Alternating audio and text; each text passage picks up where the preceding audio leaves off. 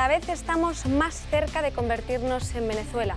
El aluvión de medidas que propuso ayer el Gobierno consiguieron aterrorizar a la población. Sin luz a partir de las 10 de la noche en escaparates y en edificios públicos. Soledad e inseguridad en las calles, una imagen de desolación para una España que se nutre del turismo. Pero por si fuera poco, el Gobierno va a imponer la obligación a los comercios de dotarse de sistemas de cerrado autonómico de puertas, eso sí, solo cuando esté encendido el aire acondicionado o la calefacción. No vaya a ser que se escape por alguna rendija y dejemos de ser eficientes. Unas medidas que se han hecho sin tener en cuenta a la población, porque si un ciudadano no puede irse de vacaciones y a duras penas está manteniendo a flote su negocio, ¿tiene que poner puertas automáticas para ahorrar? Por no hablar de los 10 o 20 euros de fianza que habrá que adelantar si se quiere viajar en cercanías o en recorridos de distancia media. Todo muy coherente, pero para hacer energético, para que sea un país energético y eficiente, no hace falta pagarlo, sino poner medidas que sean eficaces.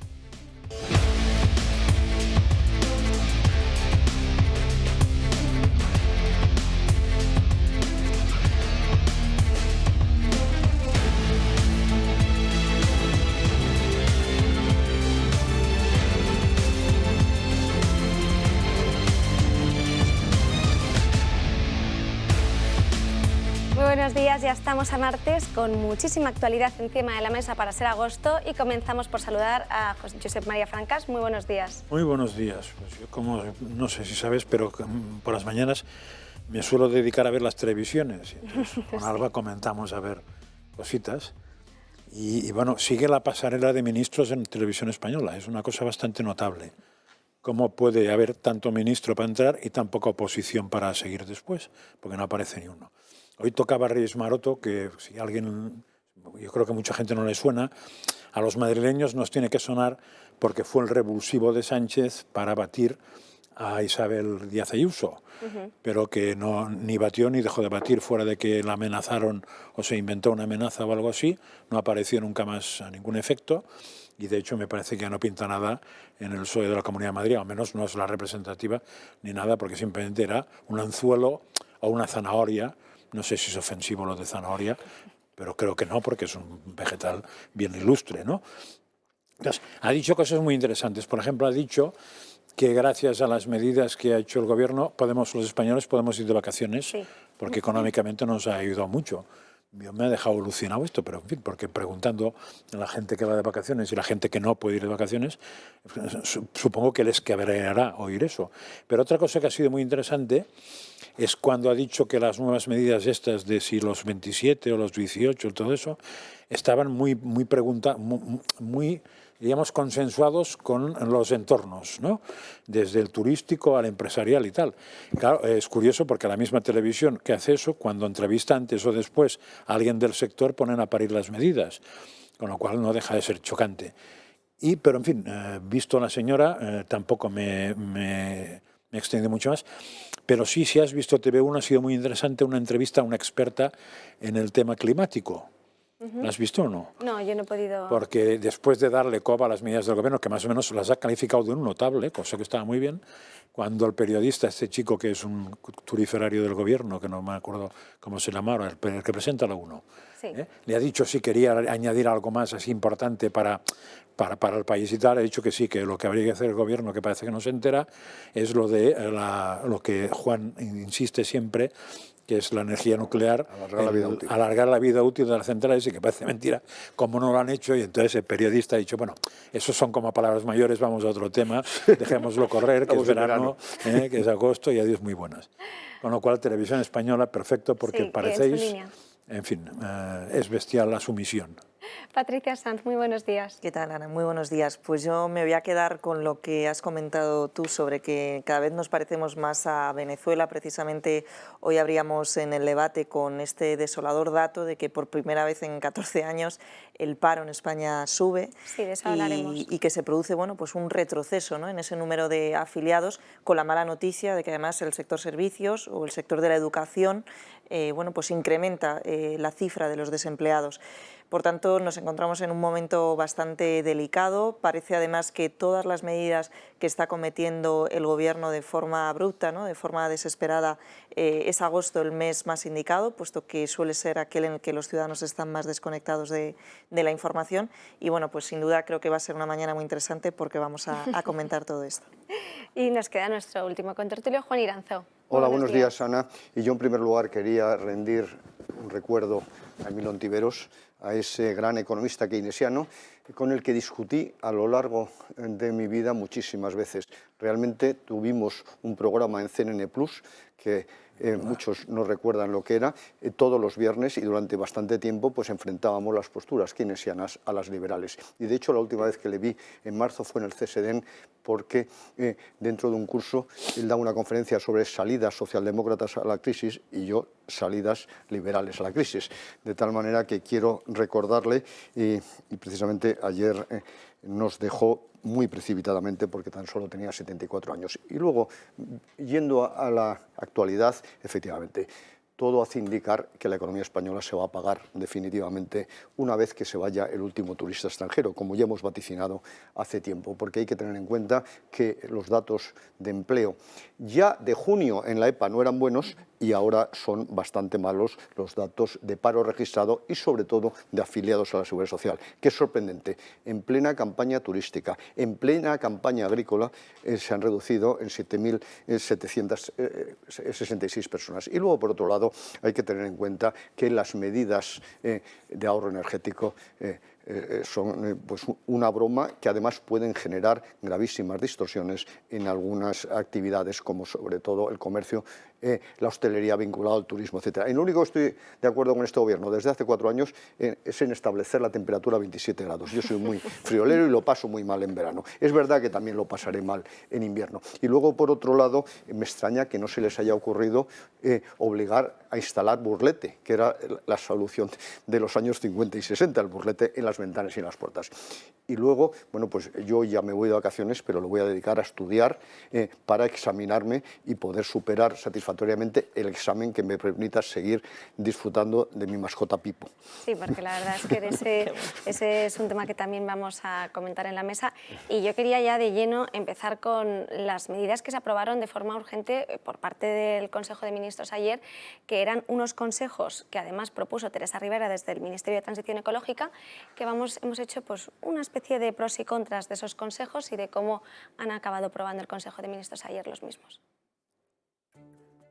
El Gobierno tiene que cumplir con el plan de ahorro energético del 7% y han querido hacerlo de tal manera que la sociedad se entere qué aspectos cotidianos pueden cambiar. Pues bien, comenzaron con este consejo. Sí me gustaría que vieran, en fin, no llevo corbata, eso significa que podemos todos también ahorrar desde el punto de vista energético. Cuando no sea necesario, pues que no utilicen la corbata, porque así también estaremos haciendo frente al ahorro energético que tan necesario es en nuestro país. Un consejo del que se sentía tan orgulloso que unas horas después se subía al Super Puma para recorrer apenas 25 kilómetros para ir a la base de Torrejón de Ardoz. Pues bien, ahora la vicepresidenta tercera del Gobierno ha elaborado un compendio de consejos que la sociedad española podría comenzar a aplicar.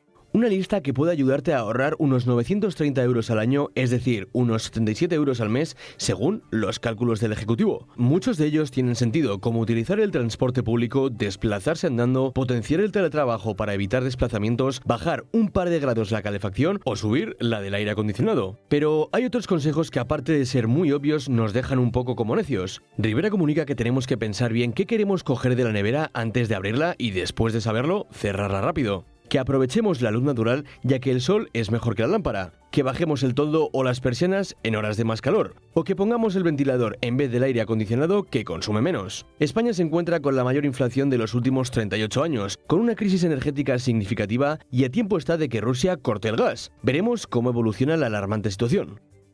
De quitarnos la corbata a poner estas medidas como la de abrir la nevera o también apagar el aire acondicionado y poner el ventilador, que era algo que yo creo que todos conocíamos y sabíamos. Y de hecho, con respecto a la corbata y a la pregunta que hacíamos ayer en la mesa, no llevaron ninguno de los ministros al Consejo la corbata. Están, como podemos ver en la foto, todos prescindieron de ella para apoyar a este Bueno, Tú dirás, se juega en el trabajo. Claro. Lo que hay que ver hoy, que no se lo juega el rey, si el rey estará con corbata y Sánchez también en la recepción esta de verano que tienen este mediodía. en Mallorca. Habrá que Se ha ver. ido a visitar a todos los ministros de los países bálticos con corbata, entiendo que para verse con el rey también, ¿no? Hay que suponer que sí, pero yo ya dije ayer que la asignatura de urbanidad creo que no la hicieron estos. Tampoco la hicieron otros. En la recepción con reyes, sea en Palacio, y en este caso es en el Palacio, ¿no? Sí que requiere cierta etiqueta, así que a mí me sorprendería verle sin corbata, pero todo sea que para el presidente del Gobierno se establezca una excepcionalidad. Respecto de estas medidas, la verdad que algunas son evidentes y yo creo que vienen de un uso bueno, pues racional y adecuado que debemos hacer de nuestros recursos, pero hay otras que, bueno, pues viéndolo me recuerda un poco al mito de la caverna, en el que al final vamos a conocer de la realidad por lo que veamos reflejado en la pared, ¿no? Vamos a estar en nuestras casas sin la luz encendida, sin la calefacción encendida en invierno, y no pensemos en nuestras casas, porque todos los aquí presentes yo creo que gozamos de una buena salud, pero pensemos que la población española está conformada por una cantidad de personas de cierta edad a la que quizás no le hace tanta gracia este tipo de medidas. En segundo lugar, me gustaría destacar que todas estas medidas las están aprobando un poco como aquellas fiscales que nos cuelan siempre en las leyes ómnibus a principios de año, ¿no? Pues ahora utilizan el mes de agosto, aquel durante el cual algunas personas privilegiadas pueden irse de vacaciones y otras lo hacen intentando afrontar una serie de gastos casi imposibles en el año actual.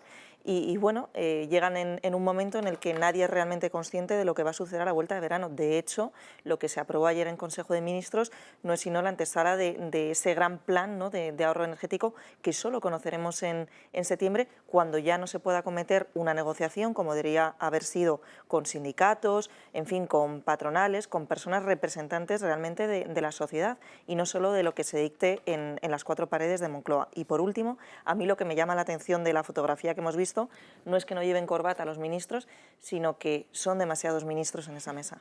Siguen siendo demasiados. Sí, siguen siendo demasiados. Sí, efectivamente, Francas y yo pues hemos cumplido escrupulosamente la recomendación del presidente del Gobierno y efectivamente hoy no llevamos corbata.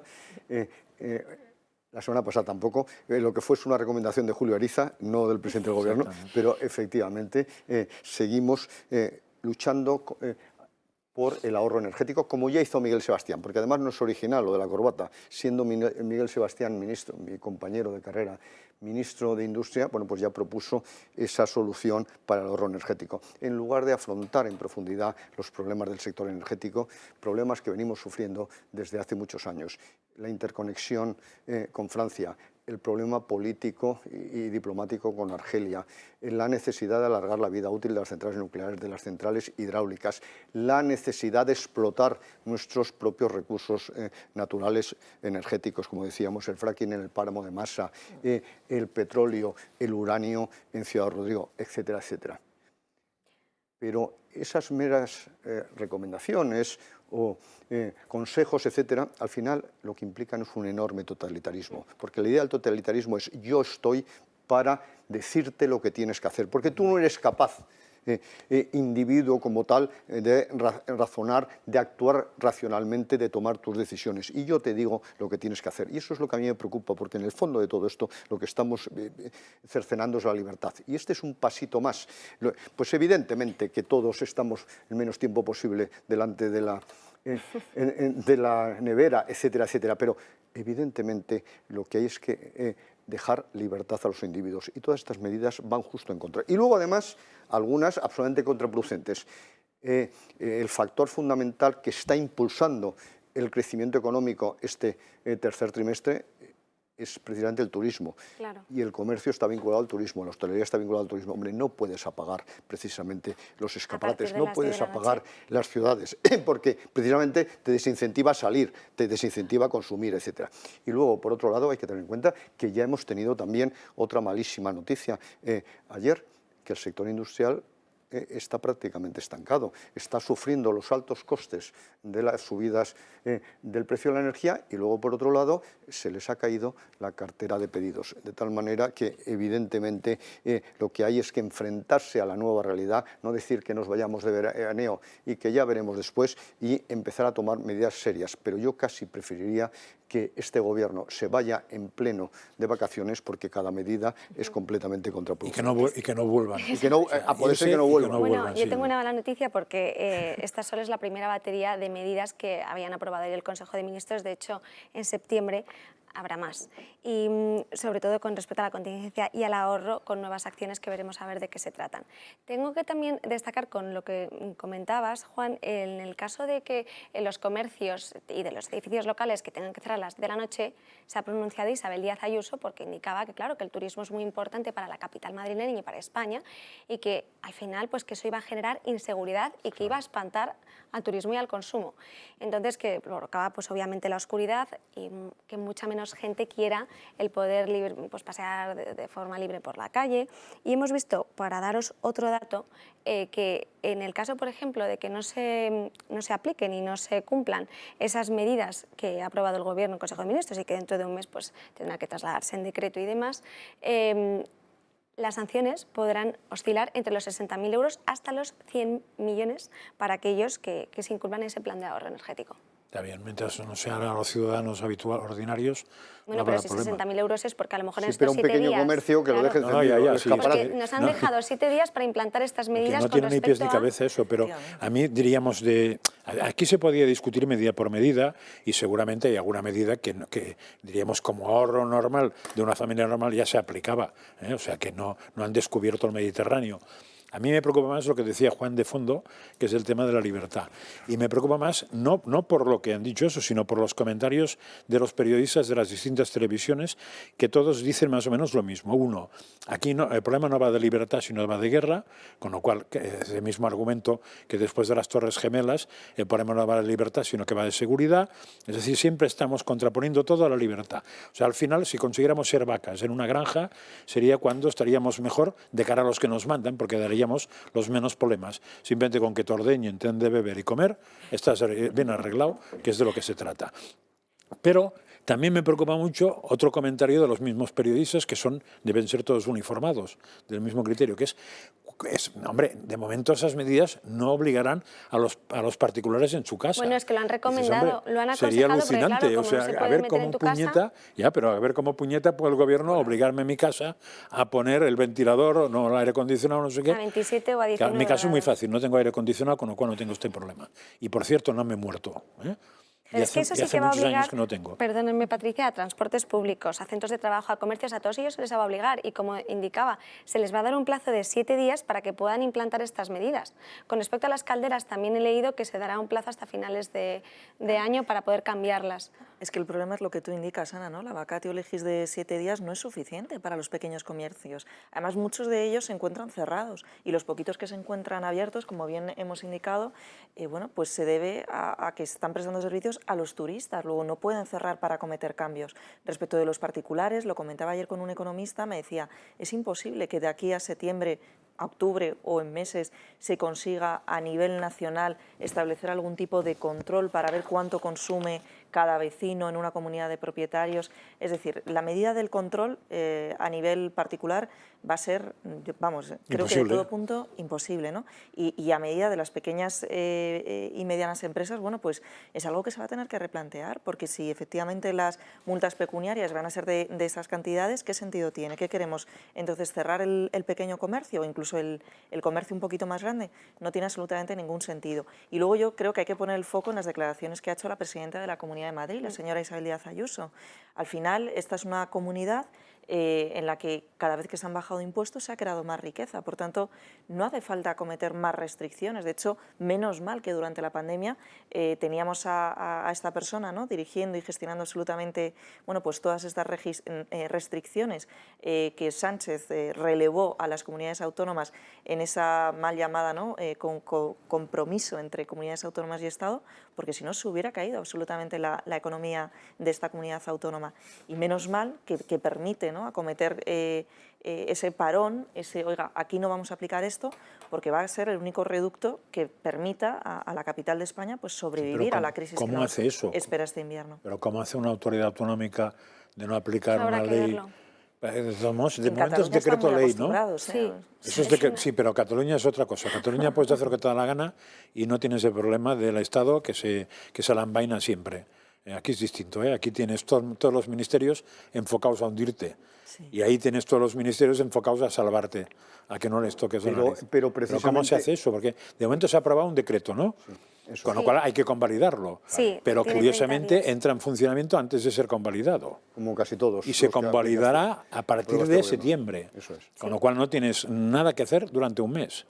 Ni donde protestar ni nada. Bueno, la que sí que ha contestado a Luis Díaz Ayuso ha sido Teresa Rivera, indicándole, no directamente, pero con estas palabras.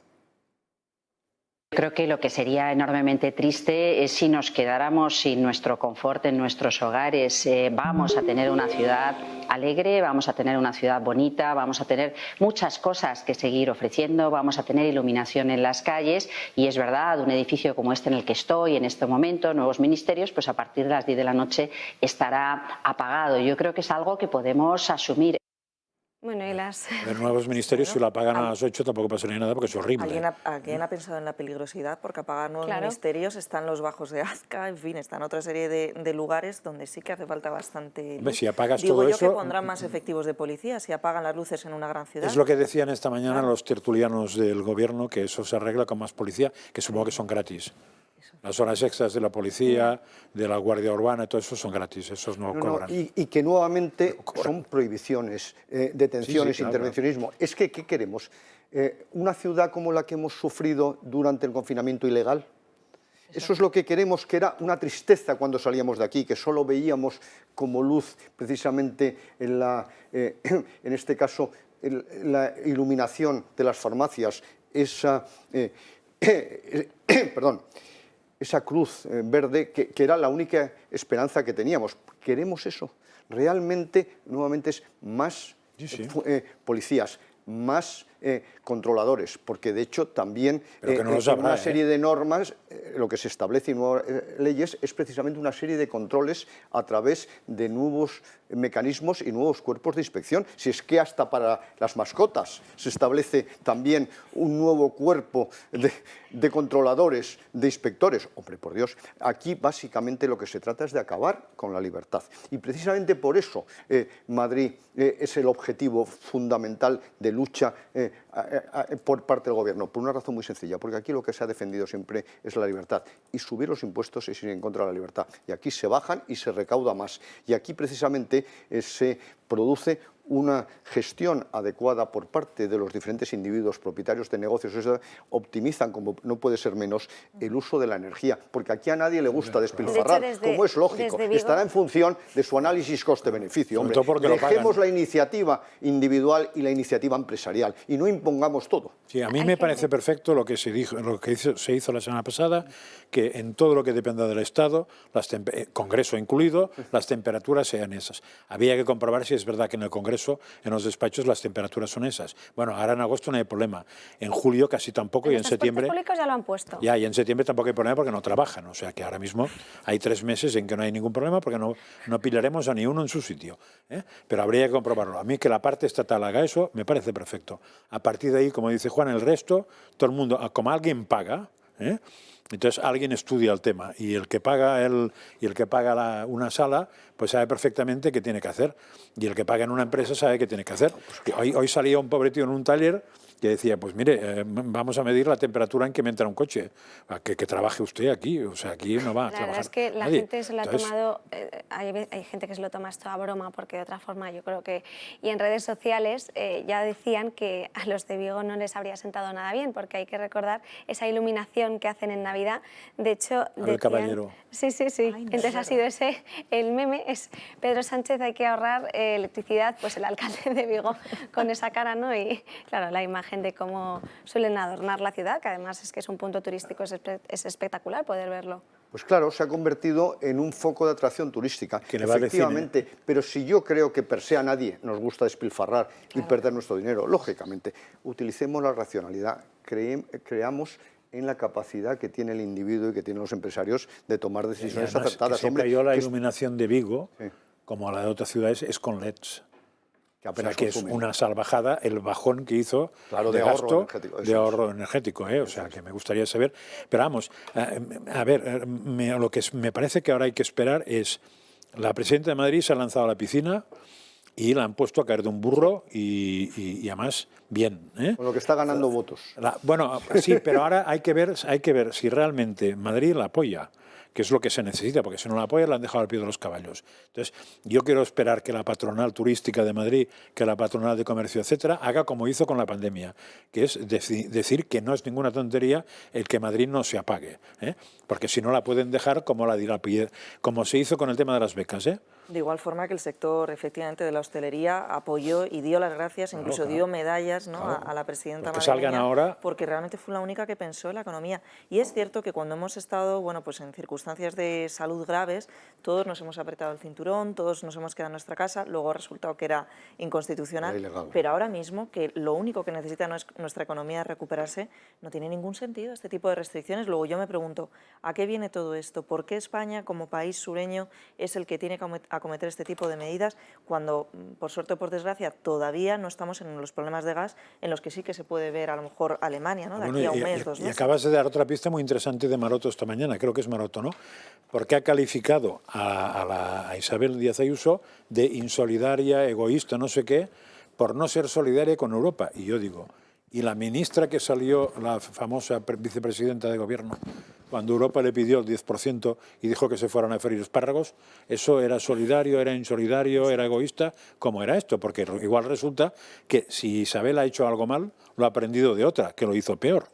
Cuando Isabel Díaz Ayuso ha sido la que ahora, con el motivo de incendios, ha sido de las pocas presidentas de las comunidades que, por ejemplo, ha ofrecido los recursos a otras regiones de España. En fin, yo creo que de insolidaria no se puede tildar a Isabel Díaz Ayuso. Para nada, todo lo contrario, somos la comunidad autónoma que más transferimos al resto de España. En concreto, 1.100 euros per cápita más que Cataluña, que se queja tanto. De tal manera que somos los más solidarios. Y dicho lo cual, además, es que ¿cuándo se puede salir ahora a dar un paseo? Pues a partir de las 9, 10 de la noche, que es cuando estaba mirando las temperaturas, bajarán de 30 grados. Y en ese sentido también ahorraremos en casa, que dejaremos de utilizar el aire acondicionado, etc. Por tanto, insisto, dejemos libertad y creamos en la capacidad que tienen las personas en tomar decisiones adecuadas. Pero insisto, al final, detrás de todo lo que hay de este gobierno social comunista es precisamente ese autoritarismo, ese totalitarismo, que al final, ¿cómo se resuelve siempre? Con más prohibiciones, con más control, etcétera, etcétera. De hecho, quien también lo ha calificado de prohibición ha sido el líder de Vox, Santiago Abascal, que lo publicaba así en redes sociales. Cada minuto es una nueva prohibición. Lo que debe hacer el Gobierno es cambiar la política energética dependiente y suicida que nos empobrece y obliga a los españoles a pagar la energía a precio de oro. Pues claro, efectivamente, una reforma energética en profundidad. La emergencia climática, Juan, la emergencia climática, que nos va a salir muy cara, la emergencia y la climática. Sobre todo después de la vuelta de verano. Como cada vez hay más voces, afortunadamente, y ahora me acaban de mandar un vídeo de María Teresa Esteban Bolea, que fue la primera directora general de Medio Ambiente con España, con la OCDE, y que es una especialista en este asunto, que dice que evidentemente, lo acabo de escuchar, estamos viviendo un cambio climático, pero probablemente el 501 de la historia, porque ya ha habido 500 antes, y que está íntimamente vinculado con la inclinación del eje de la Tierra respecto al Sol y la cercanía respecto al Sol, y que eso evidentemente no se puede modificar. Y además dice, y eso también lo recuerdo, que eliminar totalmente el CO2 significa prácticamente eliminar la vida, que eso tampoco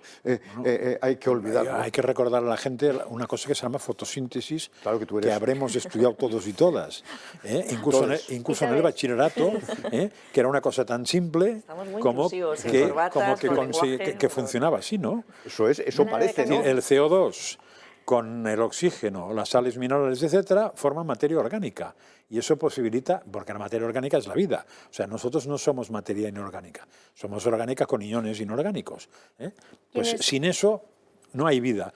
Con lo cual, como mínimo, necesita un mínimo de CO2 para que funcione. Pues claro, pero otra cosa que se le puede haber olvidado a alguien es que, como aparezca un volcán, se carga todo lo que has hecho durante años. Y de hecho, yo el otro día, antes de irme de vacaciones, expliqué cómo ha habido 4 erupciones volcánicas en la historia muy conocidas que han conseguido mini glaciaciones o inviernos climáticos. Que eso no son las glaciaciones, porque no tenemos constancia tan atrás. Estoy hablando de desde siglo XV al siglo XIX. Exactamente. El Támesis estaba helado, claro. No, primero es el siglo V. 5 y 6 es el primero. Sí. Antes no sabemos nada, pero antes hay millones, 4.600 millones de años donde ha habido glaciaciones y ha habido de todo. Y que sepa yo, no estaba ni Sánchez para arreglarlo, ni yo para estropearlo. Con lo cual no es culpa del hombre, ¿Y sabéis quién más ha querido reaccionar sobre estas medidas? Los ciudadanos españoles. Pues la verdad es que una sordez. Yo estoy aquí en el ministerio y estamos a oscuras. Y el aire acondicionado apagado, los ascensores parecen un horno. Mire, de Sánchez no me le nombre porque quito la tele cuando da noticias. A mí todo lo que propone Sánchez me parece una estupidez. Para empezar, no solamente por esta medida, sino cualquiera que proponga. Bueno, pero es que no da una derecha del gobierno, otra más, ¿no? No sé yo cómo se llevará eso de los 27 grados, porque y los 19 en invierno, no sé. Que cada uno puede hacer lo que le da la gana, porque ellos lo hacen, ¿no? Si quieren cambiar algo en las peluquerías, que son pequeños negocios, pues quizás tendrían que ayudarles primero, ¿no? No me exijas ahora esfuerzos y sacrificios cuando estás provocando tus situaciones. Yo cuando voy a la peluquería empiezas a sudar.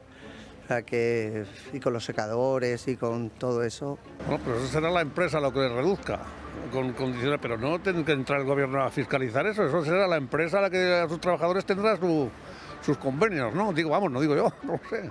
Pues no les hemos visto muy convencidos. Las peluquerías ha dicho esta mañana la tal Maroto que no entraban, que era una excepción. No sé si lo pone la norma o se lo ha inventado esta mañana. Pero además ha dicho que habría muchas excepciones, que no era lo mismo, claro, que no era lo mismo un taller que otra cosa, que no era lo mismo un sitio grande que un pequeño, pero no me parece que la norma contemple historias de estas. Y además, yo lo resumiría en la frase que ha dicho también Santiago Abascal en su Twitter esta mañana: se ríen de nosotros. Es la percepción ciudadana, ¿no? No es porque lo digamos nosotros, porque podemos estar situados en una ideología o en un análisis político, periodístico, es que la calle, con independencia de cualquier signo político, hemos visto el voto de castigo en Andalucía y lo vamos a volver a ver en las elecciones generales, ya no contra el Partido Socialista, sino contra Pedro Sánchez. La gente no entiende las medidas y si no consigues llegar a tu target, a tu público objetivo, que en este caso es la ciudadanía, pasando hambre y no pudiendo llegar a fin de mes a pagar las facturas de luz, pues poquito recorrido le queda a este gobierno. Pero es que además la ejemplaridad de los políticos se supone que es un activo fundamental de cara a la ciudadanía. Y efectivamente se han quitado todo el Consejo de Ministros la corbata, pero no se bajan del Falcon ni del Puma. Es bastante más caro que una corbata. Que es bastante más caro, contamina muchísimo más y consume infinitamente más. Que el ahorro de una corbata. De tal manera que hay una contradicción intermedia. Los que son marxistas, pues evidentemente son coherentes, porque ya lo decía Carlos Marx, que hay que acostumbrarse a vivir con tus propias contradicciones. Pero dicho lo cual, de verdad, llevemos a cabo políticas económicas adecuadas. Y España tiene una asignatura pendiente desde los años 70, que es reducir la dependencia exterior en el consumo de energía, porque yo nunca he sido un defensor importante, ni mucho menos de la autarquía, pero sí que creo que en sectores estratégicos como la energía hay que conseguir un cierto grado de autoabastecimiento. Por tanto, exploremos y explotemos nuestros recursos, interconectamos a través de gas, con el gasoducto con Francia, y volvamos a restaurar las condiciones adecuadas con Argelia. Alarguemos, como decíamos antes, la vida útil de las centrales nucleares, de las hidráulicas, que también hay un programa para derribar 1000 megavatios de presas, que también es otro de los mantras de este gobierno. Dejémonos de dogmatismos, dejémonos de populismos y hagamos caso a los técnicos, pero a los técnicos de verdad, no esos asesores que al final no existen y que solo dicen lo que quiere escuchar o lo que quiere justificar el presidente. Es que como tienen una central térmica, ahí de una hidráulica, hay que encerrar a la cárcel al loco que lo haga, ¿eh? Claro. Ya lo han hecho con 2 o 3 térmicas, ¿no? Efectivamente. Que ya es un delito, que pregunten a la sociedad. O sea, que ya es un delito, antes de porque cambiar una postura sobre Argelia, que pregunten a la sociedad. Tirar son eso, cuestiones de pacto de Estado. que estamos en esta situación porque un señor al cargo de un partido ha decidido algo de forma unilateral. Sí, sí. Y nos tenemos que ir a la primera publicidad del programa, pero no sin antes recordarles que tienen que llamar al Club de Amigos para que podamos hacer pues estos temas, podamos debatirlos sobre encima de la mesa y también tener pues las entrevistas que vamos a tener después de esta publicidad, que no les voy a desvelar con quién para que estén muy atentos. Pero llamen al Club de Amigos 91 616 24 64, 91 616 24 64. En unos minutitos les esperamos. La inmigración irregular en España sigue siendo un problema. De hecho, el 15 de julio de este año hemos tenido, por parte de los datos del Ministerio de Interior, unas 286 inmigrantes que han entrado y de hecho han sido más que el año pasado. Y de todo esto nos va a hablar Rubén Pulido, nuestro experto en inmigración, que nos va a comentar y a detallar el porqué y sobre todo a ver cómo lo podemos prevenir, pero antes vamos a hacer un resumen de cómo es esta situación. La inmigración ilegal en España sigue siendo un problema. Las islas y las ciudades autónomas de Ceuta y Melilla se han visto atacadas este mes de julio por los inmigrantes que acuden ilegalmente a nuestro país. Es el caso de Baleares, donde la semana pasada un centenar de inmigrantes llegaron a las islas en tan solo 24 horas.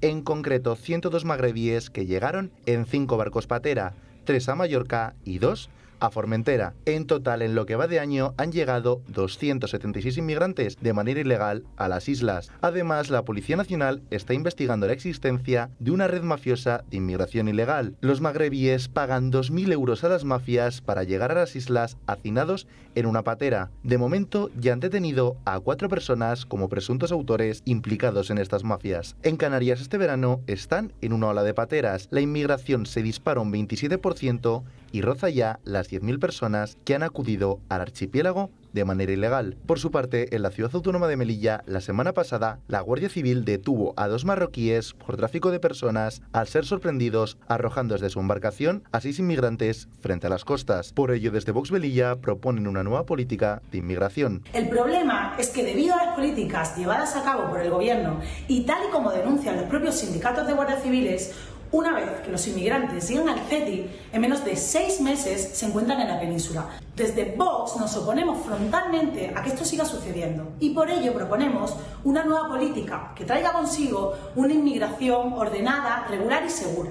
Propuestas para hacer frente al problema que vive nuestro país. Según el Ministerio del Interior, hasta el pasado 15 de julio en 2022 han entrado 286 inmigrantes, más que el año pasado, superando la barrera de los 15.000. 2021 dejó en total casi 42.000 llegadas de personas ilegales en España, datos muy graves y que desde el Gobierno todavía no se toman en serio. Muy buenos días, Rubén Pulido, tenemos ya conexión. ¿Qué tal? Muy buenas. Buenos días. Un placer. Quería comentar sobre todo no solo estos datos, sino que he visto cómo publicabas, cómo por ejemplo el otro día, el 30 de julio, Jucil anunciaba que habían podido detener en una patera que venía un inmigrante a Almería, uno de los financiadores de la cédula yihadista que se llama Yaka. Entonces, por si nos puedes contar cómo consiguen hacerse con él y un poco qué es lo que está pasando, porque al final vemos que en Almería no paran de entrar inmigrantes ilegales y además utilizan también nuevas vías, como vimos hace unas semanas esas motos de agua que utilizaban para entrar. ¿Nos podrías actualizar esta situación? Sí, es un ejemplo más del tipo de perfiles que están ingresando en territorio nacional provenientes de Argelia, ¿no? Es algo de lo que vengo advirtiendo desde hace tiempo. Las circunstancias que se están dando en todo el territorio argelino pues están facilitando la labor de las mafias y el número de embarcaciones que llegan a partir en un momento determinado de costas argelinas pues permite que suceda este tipo de episodios. Ya en el año 2020 fue detenido en la provincia de Almería uno de los terroristas, uno de los soldados del Daesh más buscados a nivel europeo. Este ejemplo reciente, ¿no? Como el año pasado uno de los financiadores de la célula yihadista, Yaka, que se está expandiendo, está sumando adeptos en territorio argelino, ¿no? Como este sujeto pues accede también a territorio español. Afortunadamente las fuerzas y cuerpos de seguridad del Estado pues logran dar con su paradero, logran detectarle a través de diversas imágenes que son compartidas, imágenes que he compartido yo mismo a través de redes sociales, ¿no? Y finalmente pues se encuentra en estos momentos encarcelado en Argelia, y por ello me hago eco de esta información. Pero es eso, es lo que, insisto, es lo que digo, ¿no? Si bien el 90% de toda la inmigración ilegal que procede de territorio argelino es de nacionalidad argelina, es lo normal, ¿no? Pues también se están entrando perfiles altamente radicalizados provenientes de Egipto, de Siria, de Yemen, incluso de Túnez. El no tratar, ¿no?, de contener toda esa presión migratoria, pues está facilitando que todas este tipo de personas accedan por la vía de la ilegalidad sin ser en muchos casos detectados. Y luego, en cuanto a las cifras, hay cifras actualizadas que ya nos arrojan que son más de 17.000 los inmigrantes ilegales que han llegado a territorio nacional en lo que llevamos de año. Casi los mismos que entraron el año pasado, es decir, no ha cambiado absolutamente nada, con la diferencia, ¿no?, de que hay rutas como la que habéis mencionado con anterioridad, esa ruta balear que ya se está consolidando y que pasado el verano pues puede traernos nuevos aluviones de llegada, porque son rutas que permanecen activas sin encontrar ningún tipo de oposición, ni encuentran oposición en origen, ni encuentran oposición aquí, porque no se está tomando ninguna parte activa en el control de estos flujos migratorios. Y si comparamos estos datos con los datos del año 2020, pues nos encontramos ya en incrementos superiores al 50%. La tendencia en estos últimos años sigue siendo exponencial. ¿Y por qué no encuentran esa oposición en los países de origen? Es decir, ¿hay un marcado objetivo por parte del gobierno de Argelia? Se está dando, el gobierno de Argelia está teniendo sus luces y sus sombras. Yo creo que todo a raíz de las nuevas hostilidades que han encontrado con el gobierno español. Argelia siempre se ha caracterizado por hacer lo que no ha hecho Marruecos, es decir, Argelia sí ha hecho un control efectivo de esa inmigración ilegal. Fruto de ello, pues no hemos tenido que lamentar que más inmigrantes ilegales de los que han llegado en estos últimos años provenientes de territorio argelino, pues lleguen a costas de Almería, Murcia y Baleares. Pero sí que está ocurriendo en estas últimas semanas que se hace un control efectivo de esta inmigración ilegal en territorio argelino, porque yo he visto imágenes, ¿no?, que así lo evidencia, pero ese control dura un par de días. Luego las embarcaciones que están partiendo desde Argelia no encuentran oposición alguna. Luego también se estaba construyendo un muro por el área, en todo el área de Orán, para tratar de que estos inmigrantes ilegales no tuviesen facilidades a la hora de ingresar en costas, ¿no?, en las costas desde las que suelen partir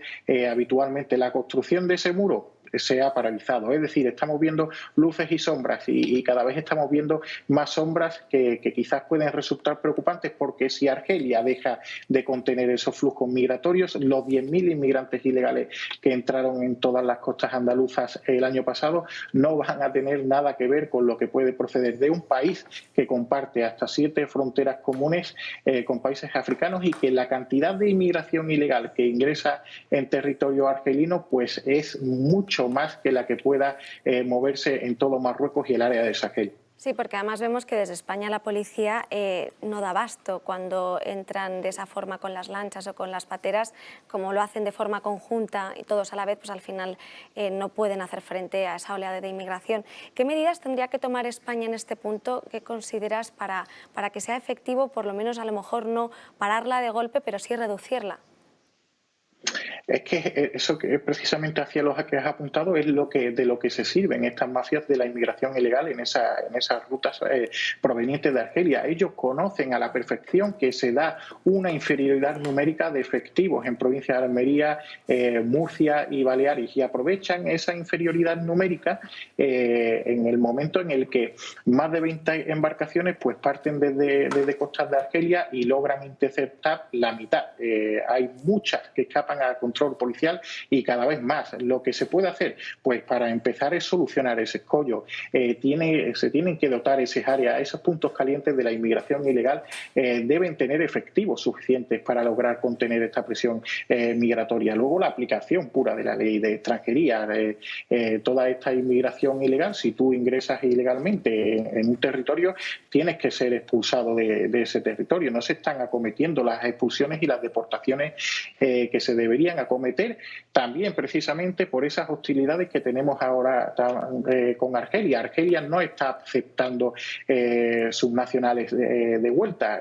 Nos encontramos ahí ante un escollo evidente. Pues eso, aplicación de la ley de extranjería, una mayor contención, un mayor número de interceptados por los efectivos policiales, porque si estamos hablando de que el 50% de esas embarcaciones no son interceptadas, ahí están encontrando las mafias un aliciente, están encontrando algo que vender a todos esos que quieren llegar en un futuro próximo. Es una ventaja, ¿no? El que no logren ser detenidos y luego se pongan en marcha operaciones lanzaderas, que es como lo denomina la Policía Nacional, a través de las cuales esos inmigrantes ilegales que no son interceptados luego encuentran facilidades no solo para llegar a provincia de Almería, Murcia o Baleares, sino para llegar sin ningún tipo de oposición a Barcelona, País Vasco y extenderse a lo largo y ancho de todo el territorio nacional. Todo eso, obviamente, las mafias son conocedoras de ello y lo ponen en conocimiento de todos los que quieren llegar. Y luego está esa contención naval necesaria. En lugar de que esos operativos de salvamento marítimo, cuando interceptan una embarcación próxima a costa de origen, en lugar de traerlos a territorio nacional, se debería de aplicar el derecho marítimo y ser dejados en el puerto seguro más cercano, que en muchas ocasiones esos puertos son los puertos de origen, y no se me ocurre puerto más seguro en estos momentos que el puerto de Argel, el puerto de Orán, los puertos marroquíes. Pues tenemos en la mesa a Josep María Francas, que le quiere hacer una pregunta también. Y bueno, una o 25, porque yo siempre tengo dudas y cuando Rubén está me las aclara. Te insinúo 3 cosas y coge la que te da la gana, ¿no? Claro, primera cosa, has hablado de he hablado ella también, de un terrorista o de un financiador de terrorista que resulta que prefiere la vía de riesgo de la patera a la vía del aeropuerto de Madrid-Barajas. ¿Por qué? Eso es lo que no entiendo. Pero si tú tienes dinero... Es que tenemos un concepto. Has hablado de vía de riesgo. Sí. Tenemos un concepto de la entrada a través de embarcaciones en territorio nacional equivocado, porque es que se habla en muchas ocasiones de pateras. El término patera a mí no me gusta aplicarlo, porque ya no se habla en esta ruta de la que nos ocupa, ya no se habla de esas embarcaciones precarias que no tienen unas condiciones de flotabilidad aptas, que están predispuestas a un naufragio. Estamos hablando de que las embarcaciones que están llegando provenientes de Argelia son embarcaciones que la propia Fiscalía General del Estado ha examinado y califica como embarcaciones tipo Phantom. Estamos hablando de embarcaciones de fibra de vidrio, embarcaciones rápidas que llevan motores de 70, 80 caballos, que navegan sin ningún tipo de problema, sin ningún tipo de incidencia, y que logran llegar desde Argelia a costas de Almería en prácticamente 3 horas, y cuando el trayecto es hasta Islas Baleares, en 5 horas están en Islas Baleares. Si examinamos el número de naufragios que se está dando en esa ruta, pues quizás puede haber la pérdida de 1 o 2 embarcaciones al año como mucho. Entonces, el riesgo, pues el riesgo ya no es tan elevado en esa ruta. Y cuando un financiador de una célula yihadista pretende, o Abdel Bari, ¿no?, uno de los terroristas del Daesh más buscados en Europa, ingresa en la provincia de Almería, ellos no asumen ningún tipo de riesgo. Eso es un operativo perfectamente orquestado. En la embarcación que se utiliza no le va a entrañar ningún riesgo, y van a aprovechar esa inferioridad numérica, y en el momento que se va a producir la entrada de este tipo de perfiles, las autoridades van a estar desbordadas, porque en ese momento pues pueden haber salido 20 o 30 embarcaciones desde Argelia para cumplir con ese fin, ¿no?, para cumplir que este perfil entre sin encontrar ningún tipo de oposición y llegue sano y salvo. Me has aclarado clarísimamente la duda, y probablemente la segunda, porque la segunda era cómo puede haber inmigración ilegal con motos acuáticas. Pues es que la distancia, la distancia es grande, pero la distancia entre Orán y Argelia, como ya te he descrito, se completan 2 horas y media, 3 horas, dependiendo del tipo de motor y el tipo de embarcación. La utilización de las motos de agua, pues digamos que es el servicio más VIP. Es algo que ya se empieza a detectar en el área del Estrecho allá por el año 2018, según arrojan diversos operativos policiales, y la media que se viene a pagar por un trayecto en moto de agua pues son los 5.000 euros. Date cuenta de que en muchas ocasiones llegan incluso a abandonar la moto de agua en costas de Almería. El importe que llegan a pagar este tipo de perfiles es bastante elevado. Claro, porque una moto de agua cuesta dinero, ¿eh? Una moto de agua cuesta dinero, sí, efectivamente. Claro, y eso me está. Y la tercera cosa, que es muy rápida. Aquí con Tomás Aguilar, que es eurodiputada de Vox, como en una reunión con la gente de Frontex, les dijeron que Frontex tienen los medios para control de inmigración ilegal, pero los estados tienen que pedírselo, tienen que pedir que actúe, y que España no les había pedido en ningún caso que actuaran.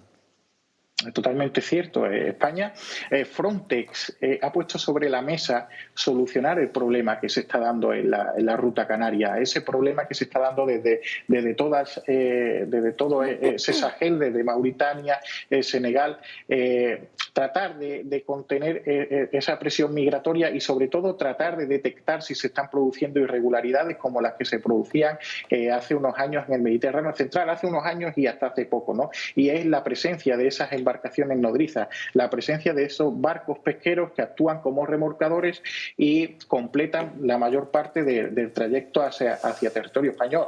La misma circunstancia se habla que se podría estar dando en esa ruta balear, porque en muchas ocasiones llegan con pocas garrafas de combustible y es indicativo de que alguien en el camino les ha podido ayudar a completar esa ruta, porque aquí hay un combustible básico, un combustible mínimo que necesitas para completar un trayecto, y entonces hay garrafas que deben de permanecer en esa embarcación o debe de haber algún tipo de huella de que se ha usado tal cantidad, ¿no?, de combustible para completar un trayecto concreto. Entonces todo ese control, toda esa vigilancia no se está haciendo en España. No hay una vigilancia aérea que nos permita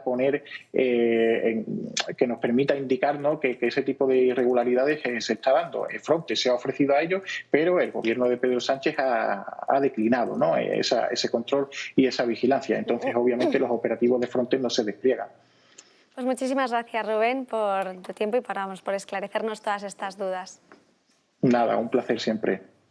Y antes de cambiar de tercio, quería hablar, como la ley del sí es sí está tan cerca de que se apruebe en octubre, tienen que debatir esa enmienda todavía en el Consejo, pero desde el Ministerio de Igualdad han querido publicar pues, qué es el consentimiento. Entonces han dado pues, una especie de definición sobre que ese consentimiento tiene que ser con un sí que han catalogado como de forma entusiasta, libre, informada y sensible. Y yo me pregunto... Irreversible. Claro, irreversible. O sea, no puedes llevar el notario porque se tendría que quedar. Pero el sí de forma entusiasta me ha llamado mucho la atención. Porque entonces ya no vale un sí normal. Me resulta muy difícil meterme en este caso. Igual es que películas de ese estilo no he visto muchas.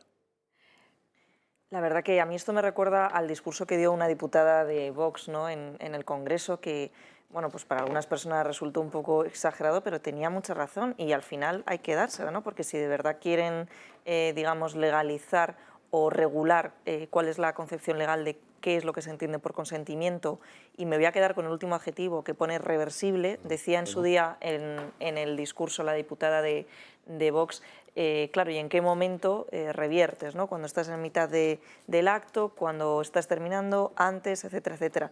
En tanto en cuanto el derecho no se basa en hechos naturales, ¿no?, en lo que es el sentido común. El derecho positivo está basado en el derecho natural, pues todo pierde el sentido y se llegan a este tipo de cuestiones y situaciones absurdas que son las que de todo punto lo que van a crear es una gran inseguridad jurídica y al final el pacta sunt servanda se llevará al extremo, todo quedará por contratos escritos y nada tendrá sentido en las relaciones humanas normales, ¿no?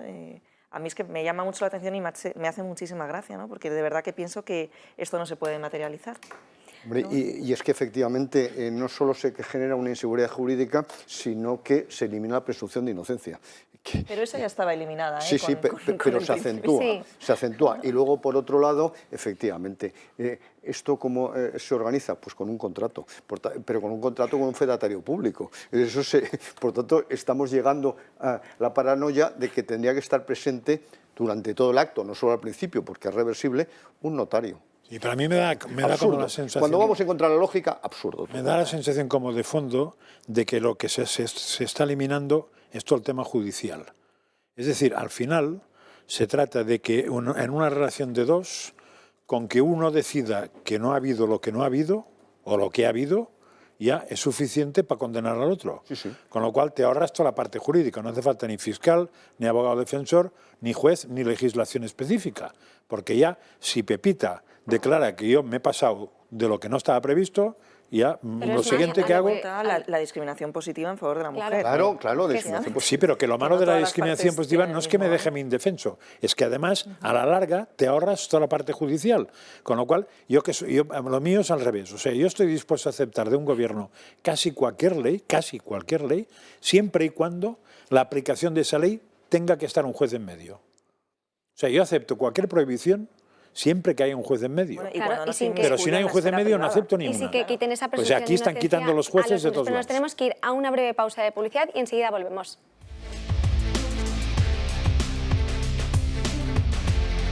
Y tenemos que hablar de los datos del paro que hemos introducido antes por la mañana y nos los va a contar Jorge Prieto. Muy buenos días, Jorge.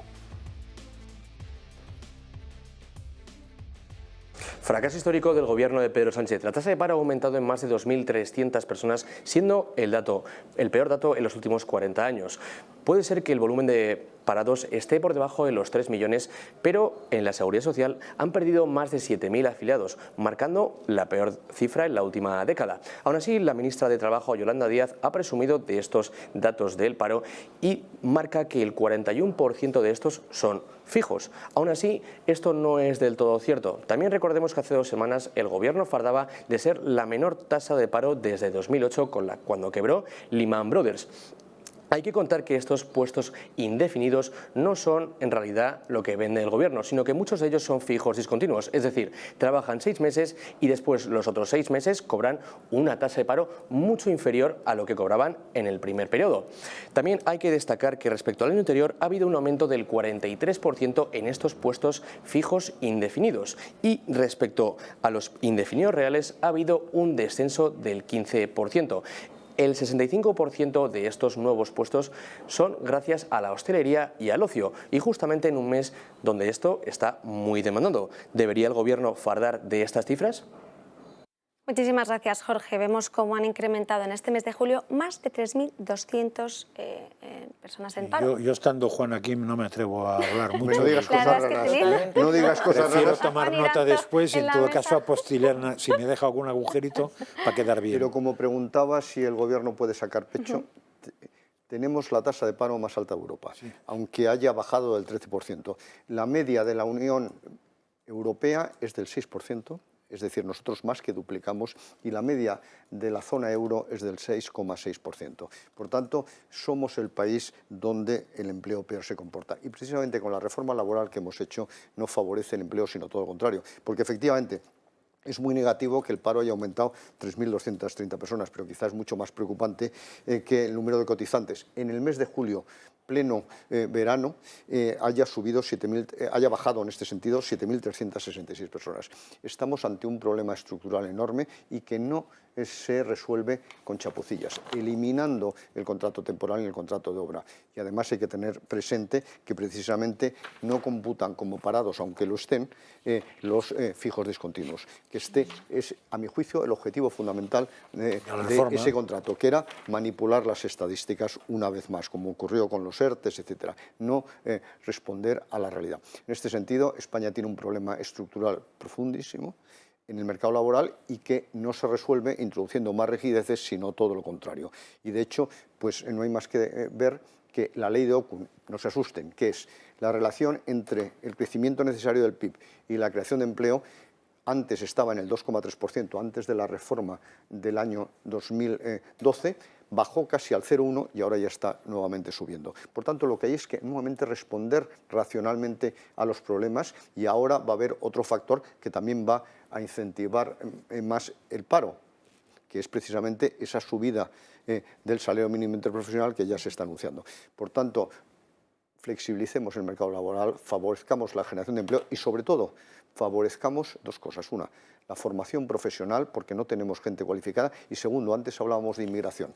Es que resulta que hay unos 100.000 puestos de trabajo, a pesar de estos datos de paro, sin cubrir. Y eso significa que nuestro potencial de crecimiento es menor. Pues, ¿qué debemos de hacer? Traer inmigrantes legales, que precisamente es prácticamente imposible. Sí, a ver, un matiz rápido. Traer inmigrantes legales o empezar a forzar a que el señor que está en paro trabaje.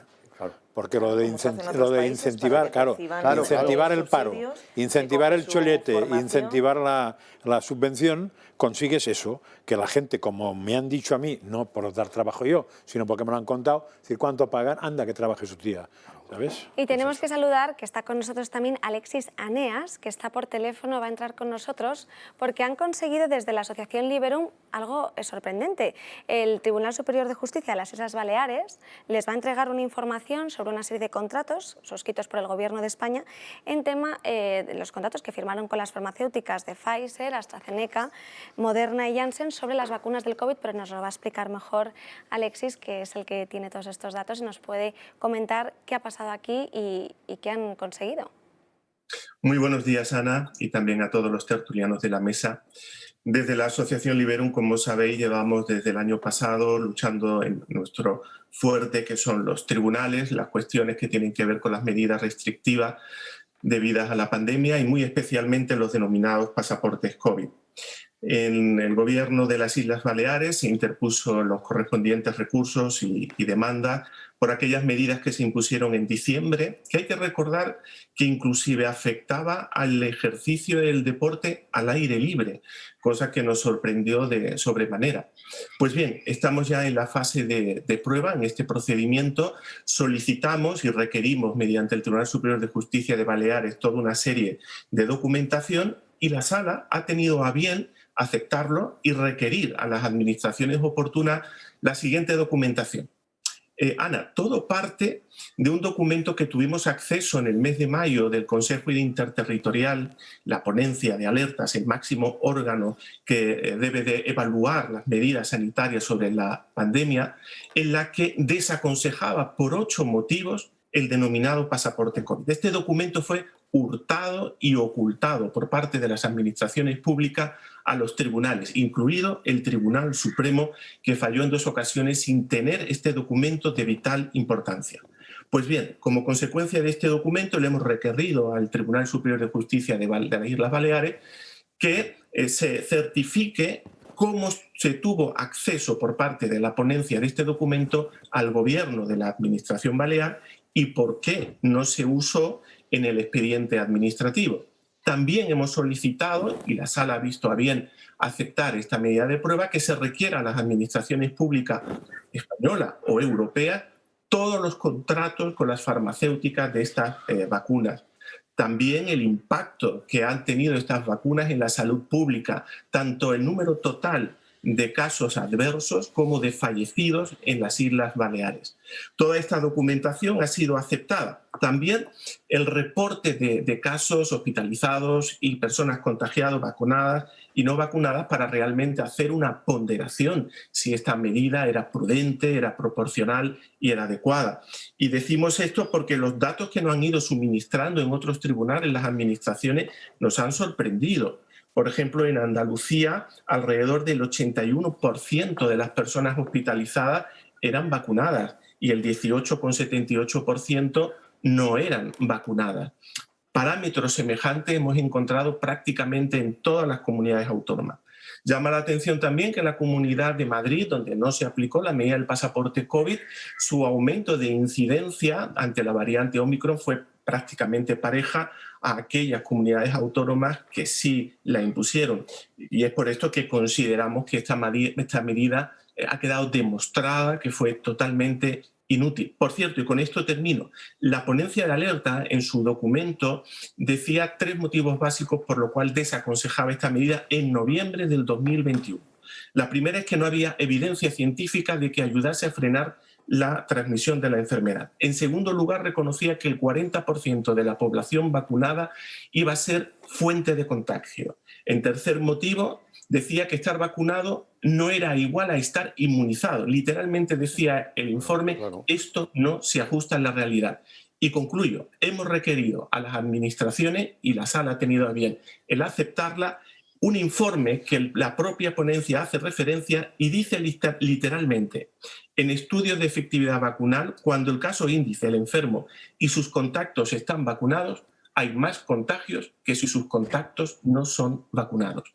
Esto no lo decimos nosotros, lo dice la ponencia de alerta. Como consecuencia de esto, hemos emprendido también sendos recursos de casación ante el Tribunal Supremo por la medida del pasaporte COVID en la ciudad de Melilla y también en la ciudad de Ceuta. Percibimos con asombro que las administraciones vivían en una foto fija ante lo que debería de haber sido el beneficio que se esperaba de estos tratamientos médicos, pero que ya en el verano del año pasado se apuntaba a todas luces que iban a ser ineficaz para lo que se nos dijo. Es justo la siguiente pregunta que le iba a hacer sobre cuál es el siguiente paso que tenían pensado, porque si esos documentos certifican de alguna forma que alguien tenía responsabilidades, que no actuó como debía, al final aquí también se incurrirá a lo mejor en algún tipo de delito. Claro, la cuestión es que es fácil escudarse diciendo que se obró de buena fe en función al conocimiento de la ciencia del momento. Pero este documento de la ponencia, que vuelvo a repetir, fue hurtado y no quisieron ser aprobado por las administraciones, ya advertía de lo que iba a suceder y sucedió, lo que significa que los expertos del Ministerio de Sanidad y las comunidades autónomas hicieron bien su trabajo. Lo que no hicieron bien su trabajo fueron las administraciones, que a sabiendas de la inutilidad de esta medida dieron un cheque en blanco a la población vacunada que en su ingenuidad pensaban que estaban realmente esterilizados de la enfermedad y que no iban a ser corrientes o correa de transmisión, cosa que se ha demostrado que no era así. Ojalá hubiéramos estado en otro escenario y aquellas expectativas se hubiesen cumplido, pero desde noviembre sabían que esto no iba a suceder y por tanto consideramos que estas restricciones fueron, por tanto, vulneradoras de derechos fundamentales, el artículo 14, el artículo 15, el artículo 16, el artículo 19 y el artículo 24 de la Constitución española. Porque ante condiciones semejantes, ante dos ciudadanos que podíamos ser fuente de contagio en igualdad de condiciones, era injusto que uno tuviera que acreditar un plus de que no estaba infectado, mientras que otra parte de la población tenían un cheque en blanco para contagiar a otras personas. Está claro. Josep María Francas le quería hacer también una pregunta. Alexis, soy José María. Varias cosas, pero una primera. ¿Ese documento de que estás hablando de la ponencia es accesible al gran público? No. Bueno, gracias probablemente a nuestra labor ha podido ser divulgado en diferentes medios de comunicación, entre ellos en esta casa. Pero además sucedió una cosa, Josep María, muy curiosa. Cuando tenemos acceso a este documento fue porque el gobierno de Asturias lo aportó en un procedimiento a petición nuestra porque sabíamos de su existencia. Bueno, pues al día siguiente el Ministerio de Sanidad ante el Tribunal Superior de Justicia de Andalucía dijo literalmente que ese informe no existía. Poco después tuvimos que aportar el informe al Ministerio de Sanidad diciéndole que nos lo había proporcionado las autoridades del Principado de Asturias y que por favor lo único que queríamos que nos confirmara si ese documento era verdad o no. Y por fin el Ministerio de Sanidad tuvo que reconocer que el documento era cierto, solo que decidieron no aprobarlo y esconderlo en un cajón. Está bien. Hombre, a ver, yo lo que más preguntas no te voy a hacer, pero lo que sí voy a hacer es aprovechar para felicitaros porque realmente lleváis un año que no paráis de trabajar en cuestiones de estas, que es lo que hemos hablado cuando ha empezado el programa, en temas de libertad, que son fundamentales para el ciudadano. O sea, entre lo que le pasó al Tribunal Constitucional, que decretó que lo que era inconstitucional en su momento por Vox y lo que estáis haciendo vosotros a título de defensa de las personas individuales, yo tengo una sensación de que estoy protegido, cosa que de otra manera no la tenía.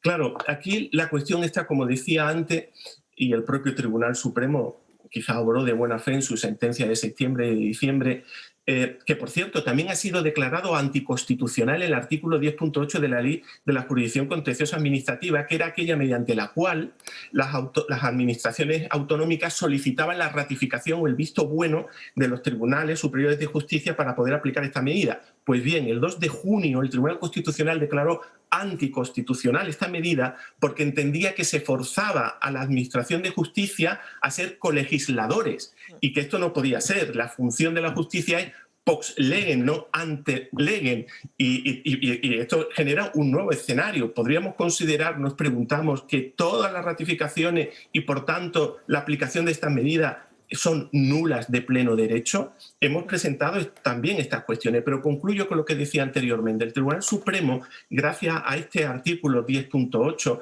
solo recibía información administrativa de la consejería de turno. Eran procedimientos donde no había otra parte, no había el sentido de contradicción. Y claro, como la única información que tenía era la que la administración le presentaba, pues lógico pensar que el Tribunal Supremo pues falló a favor de estas medidas. Ahora, por primera vez, gracias al pasaporte COVID de Ceuta y de Melilla, el Tribunal Supremo tendrá la oportunidad de escuchar la otra versión de la realidad, lo que dice la bibliografía científica abundante y los datos oficiales que le fueron ocultados. Muchísimas gracias, Alexis. La verdad es que seguiremos pendiente de vuestra labor y aquí estaréis invitados cuando os apetezca. Un fuerte abrazo a todos. A ti. Quería seguir hablando, que nos simplemente ha decir un que poco... gran trabajo y ratificar lo que que Francás dijo el primer día respecto a las vacunas, que si no inmunizaban todo lo demás era absurdo. Quería volver a traer el tema del plan de medidas que aprobó el Gobierno porque hemos dejado dos temas en el tintero, que es la Ley de Bienestar Animal y el tema del transporte sostenible. Con respecto a la Ley de Bienestar Animal, ya nos vaticinaba Juan Iranzo que obviamente tenía que volver a hacer un test, y es que no solo va a tener que hacer un test, sino que hay un nuevo curso para los dueños y también para los perros. Entonces, primero es como un certificado acreditativo de que los titulares de esos animales pues son los propietarios de los perros, y luego, aparte, también un test sobre la aptitud de esos animales, sobre si son sociales o no. Es decir, si pueden desenvolverse bien en el ámbito social. Y es que no me he leído el anteproyecto, tengo que reconocer que es un fallo grave, del cual me acuso públicamente, pero un amigo mío que se lo ha leído me ha dicho que de su carné va a quitarlo del animal racional y lo dejará en animal porque se siente más protegido por esa ley que por el resto de leyes que hace Sánchez. Bueno, algunos partidos, ¿no?, como por ejemplo Vox, también lo han querido hacer extensible a los animales que algunas personas pueden disponer para la caza, que por cierto se critica mucho hoy en día, pero bien que durante la pandemia se obligaba, incluso se permitía, ¿no?, la salida de los cazadores en ciertas comunidades autónomas para que no hubiese una superpoblación. Respecto a la primera cuestión de los exámenes para los dueños, bueno, en fin, respecto de los animales, bueno, ojo, porque por la calle cuando vamos y vemos los perros no todos están igual de educados y cada vez, esto lo decimos mucho en el debate, hay menos niños, pero más perros, ¿no? Por tanto, bueno, quizás la segunda cuestión. En todo caso, este tipo de leyes con la que está cayendo a nivel económico en España, en fin, deja mucho que desear. Y permíteme, Ana, que respecto de la cuestión del pasaporte COVID solo diga una cosita que se había quedado en el tintero, y es que hace pues, algo más de un mes en el Parlamento Europeo se votó sobre la pertinencia o no de que permaneciese este pasaporte en los países miembros, y Vox fue, junto con un eurodiputado popular disidente, los únicos que votaron en contra. Por tanto, ¿en qué punto los partidos políticos hoy en día defienden los derechos y libertades de los españoles, ¿no? Pues es muy importante acudir a ese tipo de votaciones. También Vox tiene recurrido ante los Tribunales Superiores de Justicia de Murcia, Cataluña y Andalucía este pasaporte porque no lo considera del todo de acuerdo con los derechos de los españoles. Y además, lo del pasaporte que dices tú, es interesante saber que científicamente no tiene ni pies ni cabeza el pasaporte COVID, lo cual sabe cualquier tío que ha estudiado. O sea, yo soy biólogo, pero podía no serlo, porque con haber sido profesor de biología de bachillerato tendría suficiente para poder aseverar eso, porque es cuestión de preguntar, ¿previene tal cosa? No, ¿previene tal otro? No, no previene de la infección, no previene del contagio, no previene ¿qué? ¿De qué coño previene? Esa es la pregunta que se hace un ser normal. Pero en fin, o sea, científicamente no tiene ningún sentido. Los políticos se meten a cientificar y hacer unas cosas insólitas, y menos mal que nos defiende esta gente, y fijaos, menos mal que hay un poder judicial que en el fondo no se deja tomar el pelo y que al final pide unos informes, lo que no pide el gobierno, pide unos informes científicos, pero claro, el Poder Judicial no tiene ni puñetera idea de biología, ni de inmunidad, ni de virus. ¿Qué hace? Pues recurrir al que sabe que le diga cómo funciona esto. Pero claro, tiene que ser que el que sabe diga algo, y los que saben se han callado muchísimos, Yo creo que es muy importante que la sociedad civil responda, porque precisamente es la única que tiene capacidad de equilibrar precisamente ese poder de los políticos. En segundo lugar, como tú siempre has dicho, y seguimos con el asunto del pasaporte, era precisamente un incentivo al contagio, porque lo que generaba es una confianza una seguridad inadecuada, falsa. Una seguridad falsa, claro. Absolutamente, porque cualquier vacuna que no inmuniza no es vacuna. Y por tanto, los datos, y nuevamente utilizamos la estadística, pusieron de manifiesto que en aquellas comunidades autónomas donde se exigía precisamente el pasaporte COVID y se generaba esa confianza completamente falsa, el grado de contagio subió 10 puntos respecto a los que no, como el caso de Madrid. Y luego, por otro lado, ya pasando al asunto del bienestar animal, pues claro que todos queremos el bienestar de los animales, claro que todos deseamos lo mejor para nuestras mascotas, pero ¿se exige un examen para educar a tus hijos? No, de tal manera que nosotros lo que queremos es lo mejor para mis mascotas. Yo esta tarde llevaré a Pipo al veterinario para una revisión normal. ¿Por qué? Porque quiero lo mejor para él, es mi perrito. Y es verdad que en España está creciendo espectacularmente el número de mascotas. Pueden sorprender los datos del Instituto Nacional de Estadística. Hay 10,5 millones de perros censados. Hay 9,5 millones de gatos censados, que probablemente habrá muchísimos más, porque en los pueblos, etcétera, o es un animal que además puede vivir independiente en la calle, como podemos ver. Y en general 23 millones de mascotas domésticas. De tal manera que es una realidad, pero una realidad que no se resuelve precisamente con el intervencionismo, porque esta ley lo que nuevamente significa es el intervencionismo en nuestra vida, en nuestra libertad y la de nuestras mascotas. Y eso es lo que es inadmisible. Y como ha puntualizado muy bien Patricia, o sea, al final, ¿qué medidas? O sea, vamos a ver, vivimos en una situación económica de incertidumbre, una inflación, en la que se aprueba una ley de bienestar animal que era, yo creo que, porque obviamente el cambiar a lo mejor, el poner, obviamente sancionar el maltrato o de alguna forma, claro, penalizarlo como han hecho, está muy bien, pero claro, han metido otras cosas que no eran necesarias. Está la jubilación de los animales también, ¿no? Me parece. Lo comentamos un día en Crónicas, es verdad. Sí. Es una cosa interesante porque, bien. Y aquí, por ejemplo, lo que se ha agravado es, por maltrato animal, las penas son pueden de prisión hasta 2 años, pero hay un agravante con respecto a la violencia familiar o de género. Si en esa familia si es perra es más caro. No, si en esa familia ya había violencia de género doméstica, pues entonces al perro como que se le pone un agravante de que esa persona, claro, no solo ha sufrido, o sea, no solo se le ha hecho una violencia a ese animal, sino que vivía también en un ambiente de maltrato. Pero se ha hecho un agravante. No se distingue entre perro y perra. No, de momento no. Ni gato y gata. De momento no. Menos mal, ¿eh? Todo llegará. Y luego... De todos modos, me ha dado una pista lo que has dicho de los 20 millones, porque eso fiscalmente debe ser muy interesante. Claro, ya van a obligar a un seguro de responsabilidad civil y luego el siguiente paso, evidentemente, va a ser un impuesto sobre la tenencia de alimentos. Sí, porque seguros ya van a ser. No te quepa la menor duda. Impuesto sobre el patrimonio. ¿Y una seguridad social sobre animales y mascotas no estaría bien? ¿Una seguridad social sobre mascotas? Hombre, todos van a tener seguro, ¿eh? Obligatorio, todos. Seguro un seguro de responsabilidad civil. Y yo, evidentemente, esta tarde prorrogaré la iguala de mi... Pero responsabilidad civil es lo que hace el perro o lo que hace el gato. No, yo quiero que me aseguren el perro o el gato. No lo que haga. No, hay igualas privadas, efectivamente, que yo esta tarde prorrogaré la mía. Están saliendo ahora, pero si te las lees, son como lo de los dentistas, que casi no sirve para nada, porque diríamos te rebajan algo, pero como no está estandarizado lo que te cobran, claro, si yo cobro 100 y te digo que te rebajo, te cobro 200, te rebajo 100 y te sigo cobrando 100. Y luego con respecto al transporte sostenible, veíamos esos bonos gratuitos del 1 de septiembre a diciembre. Esos ¿Qué? Gratuitos, pero tenía su apunte. De porque si tú, nada. por ejemplo, viajas en cercanías, tienes que pagar una fianza de 10 euros, pero también tiene letra pequeña, porque si no has hecho 16 viajes como mínimo en esos 4 meses, no te la van a devolver. Y en el caso también de rutas de media distancia, esa fianza será de 20 euros. Rutas de media distancia, por ejemplo, serán también las mismas condiciones que con respecto a la fianza de 10, es decir, 16 viajes. Se aplicarán en los corredores de Barcelona, Sants, Girona, Cervere, Coruña, Santiago, Vigo, es decir, una serie de recorrido medio que ha considerado el Consejo de Ministros. Eso está pensado para que solo se aplique a aquella gente que habitualmente cogía este tren y no la gente que ahora quiera coger este tren. Con lo cual, como se supone que eso también estaba pensado, pero ya se ve que no, para el señor que iba en sus medios propios, que es su coche, y ahora va a ir probando de pasarse al otro lado, ya no está pensado para que vaya probando. O se pasa definitivamente o gratis. Va a pensar que le conviene, como bien ha explicado Ana, pero sin embargo ahí hay una letra pequeña alucinante. O sea que luego puede que no le reciba el dinero que él ha invertido porque no le ha quedado otra, como bien indicabas, porque ya no puede utilizar el vehículo privado.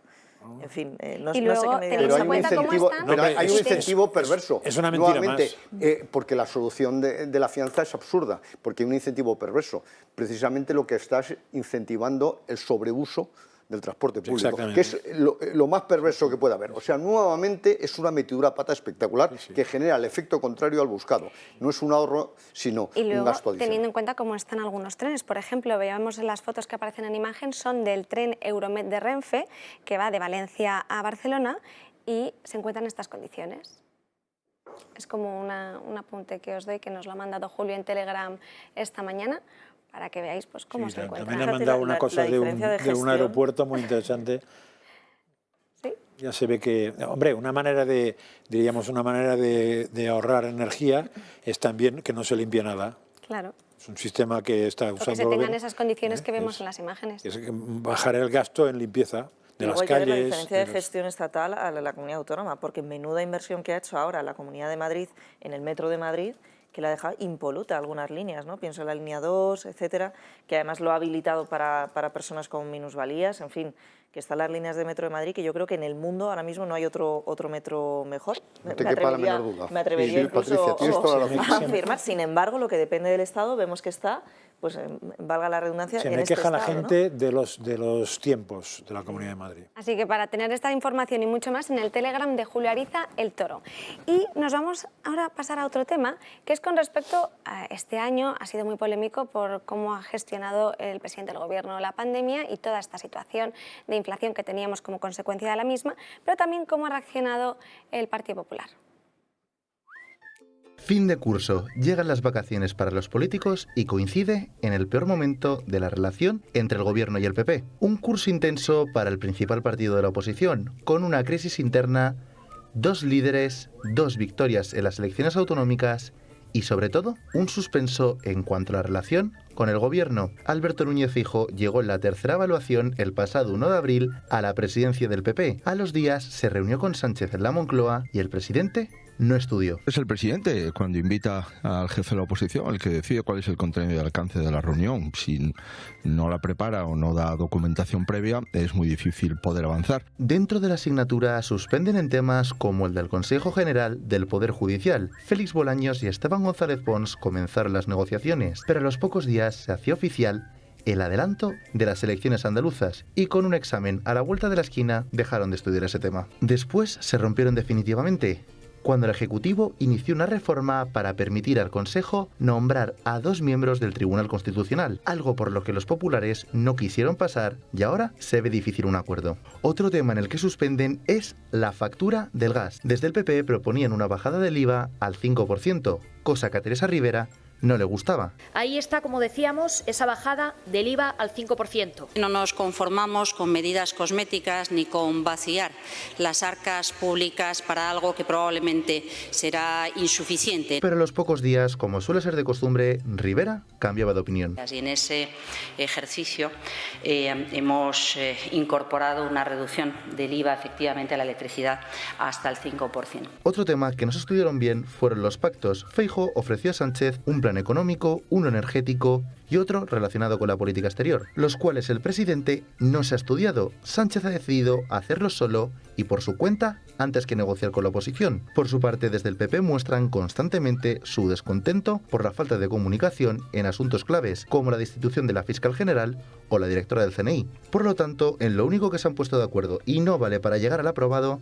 es en la eliminación del voto rogado y el aumento de presencia militar en Rota. Este último coincide con un compromiso entre Sánchez y Joe Biden en la cumbre de la OTAN. Por lo tanto, la nota final en la relación de gobierno y PP es de suspenso y para septiembre.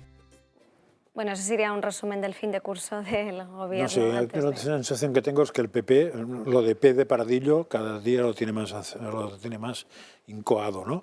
Porque es bastante absurdo que alguien pretenda negociar conmigo insultándome por la mañana, insultándome por la tarde, insultándome por la noche, no consultándome nada, y cuando está con el agua al cuello, que yo tenga que ir a salvarle. Pues sería muy fácil que busque a su tía, que vaya a su tía, que yo no pienso mover un dedo. Entonces no entiendo por qué el PP se está teniendo que ofrecer para dar una imagen de centralidad. No, eso no es centralidad, eso es imagen de sumisión de poner el traserito, vamos. Por cierto, Francas, tengo que comentarte que efectivamente ha recibido al rey con corbata el presidente del gobierno. Sí, para que se ha puesto la corbata, Sí, ya os lo se decía que se la puesto. iba a tener que poner. Si es que siempre que acudes a Palacio hay una serie de normas que además no solo se imponen a los políticos, también a los periodistas que cubrimos y damos cobertura a este tipo de información. En fin, normas de decoro. Eso era juramento del fiscal general. Y además hace frío normalmente en este tipo de Pero que eso era el estancias. juramento del fiscal general. Sí, sí, sí. Con lo cual es un acto, tampoco es el mismo acto solo del saludo, sino que además hay un juramento. Veremos a ver si después de esa reunión ha ofrecido, que todavía no he tenido la oportunidad de verlo, declaraciones Sánchez con o sin corbata, ¿no? Si luego se la ha quitado, porque ahí hay un tema, desde luego. Pues si querías... No, hombre, que efectivamente que ese es el protocolo, pero que en algunas veces se ha saltado, y lógicamente, porque el señor Iglesias, Pablo Iglesias, se ha presentado no sin corbata, sino vestido prácticamente... ¿Has dicho señor? ¿Has dicho señor? Sí, es que soy muy educado, efectivamente. ¿Os acordáis la famosa anécdota de Tarradellas con aquel senador que era cura, ahora no me sale el nombre, que fue el senador más votado de Cataluña? Pues es una anécdota muy buena. Chirinacs. Chirinacs, hombre, claro. Entonces, Tarradellas tenía una visita de Chirinacs, y Chirinacs, como solía ir vestido, iba con chirucas, con pantalón de pana, hecho un cromo. Y entonces Tarradellas, tal como le dijo Musén, veo que viene de excursión, no ha tenido tiempo a cambiarse, lo dejamos para otro día y así vendrá tranquilo. Pues y se acabó También hay que... Bono, si os acordáis, cuando Bono se enfrentó al que decías tú, a Sebastián, no se enfrentó porque le va a corbata a Sebastián, sino diciendo, entonces les exigiremos a los bedeles del Parlamento que vayan vestidos como van y usted vendrá como quiere. Ese era el gran argumento. Se llama urbanidad todo eso. Entonces, tú estás dispuesto a ir sin corbata, sí, pero entonces no los obligues a los bedeles a tener que llevar el uniforme que tienen que llevar, que es además de la camisa, una chaquetita encima con no sé qué, no sé cuántos. O sea, o todos moros, como decía mi papá, o todos cristianos. Y ayer se tuvieron que reunir, se reunieron finalmente después de 4 semanas el presidente del Gobierno con Yolanda Díaz después de ese nuevo desencuentro por la ley de secretos oficiales del Estado. Veíamos cómo ahí se cambiaban las competencias y ese enfrentamiento que hubo, para ver si llegaban a algún acuerdo o no. Y de aquí ha habido varias reacciones, porque, por ejemplo, Cuca Gamarra indicaba que, claro, que el Gobierno, porque no habían contado con ellos. Yo creo que debiera de replantearse el presidente del Gobierno reconducir su manera de hacer política, porque todas estas cuestiones las circunscribe única y exclusivamente a hablarlas y negociarlas con sus socios de gobierno, dejando al margen al Partido Popular, que es la alternativa. Y las propuestas y las políticas de Estado deben de ser consensuadas entre los dos grandes partidos, que son aquellos que están llamados a gobernar España. Las políticas de Estado no solo afectan a quien gobierna en un momento determinado, sino también a quien gobernará. Mientras que la ministra de Defensa no le restaba importancia. Bueno, yo creo que hay un cierto desconocimiento de este tema. Vamos a ver, lo que se crea es una figura que no existía, esta autoridad nacional que no existía y por tanto es una figura que no se puede comparar con nada de lo que hay en este momento.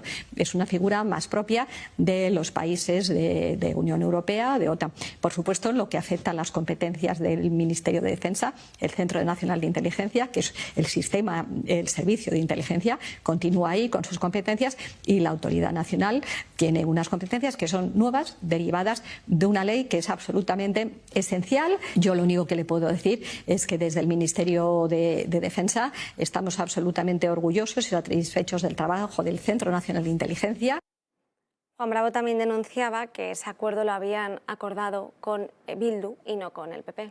Lo que está claro es que la ministra de Defensa se ha tragado con patatas fritas el que su gran enemigo gane puntos más que ella, pero en fin, si está en el cargo quiere decir que tienes que bajar la cabeza cada vez que te lo ordenan, ella sabrá lo que hace. Hay gente que tiene más dignidad.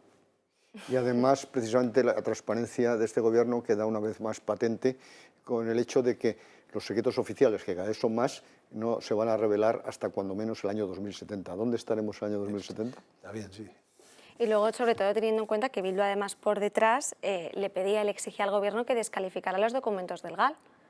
Aquí hay que recordarlo que lo hacía por la puerta de atrás, indicándole que, que para aprobar esa ley que lo exigía. Es que voluntariamente se pueden desclasificar, efectivamente. Pero que por eso está la ley, o sea, por eso el PNV y compañía ha forzado esta ley, justo para eso, y se han encontrado que que ya veremos cómo acaba, porque de momento los plazos no satisfacen a nadie. Hombre. Y es bastante absurdo darle un caramelo al PNV que no hay caramelo, sino que le das una piedra. Cuando juegas con todas las partes a la vez y pendientes de entrar en un ciclo electoral donde va a tener que satisfacer unos y otros. Este cisma del gobierno en coalición yo creo que cada vez se va a ver más acuciado. De hecho, bueno, no ha sido casual las reuniones que Pedro Sánchez ha mantenido adrede, primero con el presidente Per Aragonés y a posteriori con los presidentes de otras series de comunidades españolas, donde a lo mejor no tenía que realizar tantas cesiones, ¿no? Me atrevo a decir Castilla y León, Andalucía, casualmente del Partido Popular e incluso de coalición con Vox.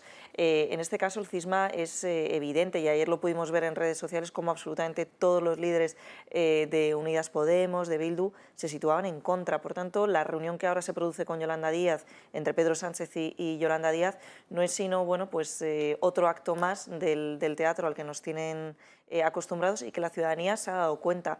No obstante, después del fracaso de la presentación de esta nueva formación por parte de la señora Díaz, ¿qué otra cosa le queda por hacer, ¿no? Sino rogar ese perdón y esa aceptación por parte de Pedro Sánchez, porque absolutamente ningún ciudadano era capaz incluso de situar el nombre de su nuevo partido, haciendo encuestas que se veían la semana pasada. Así que ante el cisma, ¿no? Si quieres dividir, vences. Por tanto, si quieres mantenerte en el poder, no queda otra que volver a unirse. Pero Patricia, ¿no crees que ese dogma que hay muchos en política, que no está claro que sea verdad, que es que cuando estás en coalición, una temporada antes medianamente aceptable de elecciones tienes que romper porque así te distingues, te marcas y tal y no pierdes votos, que esos lo están transformando en decir nos enfadaremos siempre, vamos, o sea, como no podemos romper porque no comemos, claro, aguantaremos hasta el último día, pero en base a que cada 15 días nos echaremos los trastos a la cabeza para que quede claro que somos distintos, uno, ¿no? Pero sin embargo, que aguantamos. No te falta ningún ápice de razón en lo que has dicho, pero sin embargo yo no entiendo la estrategia que el PSOE tiene ahora mismo sobre la mesa de cara a las próximas elecciones. Y me explico. Es cierto que esta pantomima de ahora nos peleamos, ahora nos unimos, puede que le salga bien. Pero el hecho de que no esté bajo ningún punto llegando a acuerdos con el Partido Popular de cara a la sociedad, no la entiendo, porque ahora mismo la supervivencia del PSOE en las próximas elecciones generales precisamente es de que vuelva a ese Partido Socialista que tenía alguna serie de decencia, ¿no?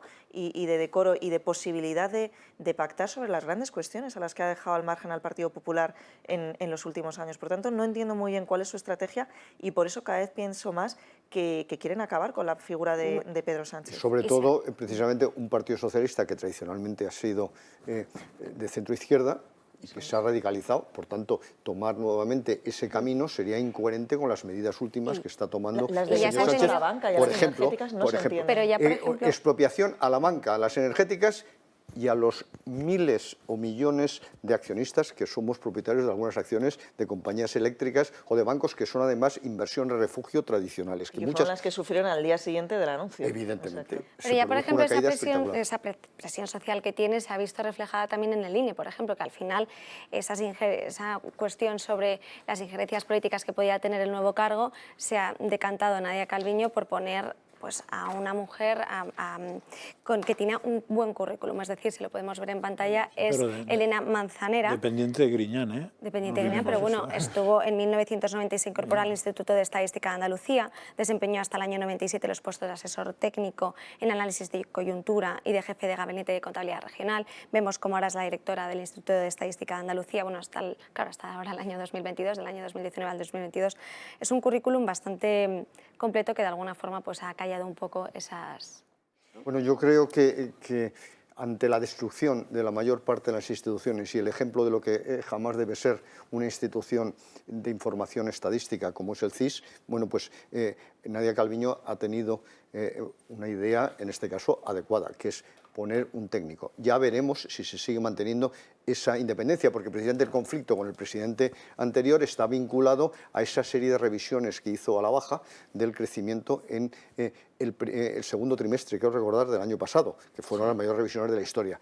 Hombre, evidentemente es clave de cara a una sociedad democrática y transparente que la información sea lo más veraz posible y no se manipule, pero efectivamente... O sea, fíjate que nos estamos, diríamos, congratulando de que no ha puesto a su marido. Efectivamente, claro que sí, estamos todos felices diciendo ha puesto a alguien que sabía algo del tema. La verdad es que Farancas tiene razón. Completamente de acuerdo, tienes toda la razón. Y nos tenemos que ir a la última pausa de publicidad del programa de hoy.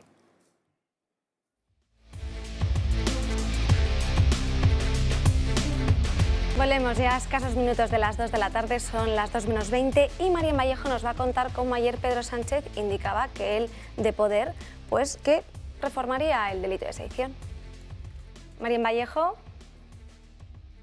Sí, muy buenos días, Ana. No es ninguna novedad que Pedro Sánchez se rinde cada vez más ante los independentistas catalanes. Sin embargo, las declaraciones que el presidente del Gobierno ha hecho en Albania sobre el delito de sedición durante su gira por los Balcanes ha sorprendido a varios. Yo soy favorable a reformar el Código Penal en esos delitos. Lo soy. Lo soy simplemente porque creo que España es una democracia consolidada, avanzada, que evidentemente tiene que homologarse en este tipo de delitos a las democracias consolidadas y más avanzadas de la Unión Europea. El Gobierno y yo mismo he manifestado en multitud de ocasiones, cada vez que se me ha preguntado, la necesidad y la oportunidad de hacerlo. Pero evidentemente, bueno, hay unas Cortes Generales, hay unas mayorías parlamentarias e insisto, yo a día de hoy no veo esa mayoría parlamentaria. Así es, el presidente quiere reformar el delito de sedición y afirma que lo único que le para es que no tiene mayoría parlamentaria.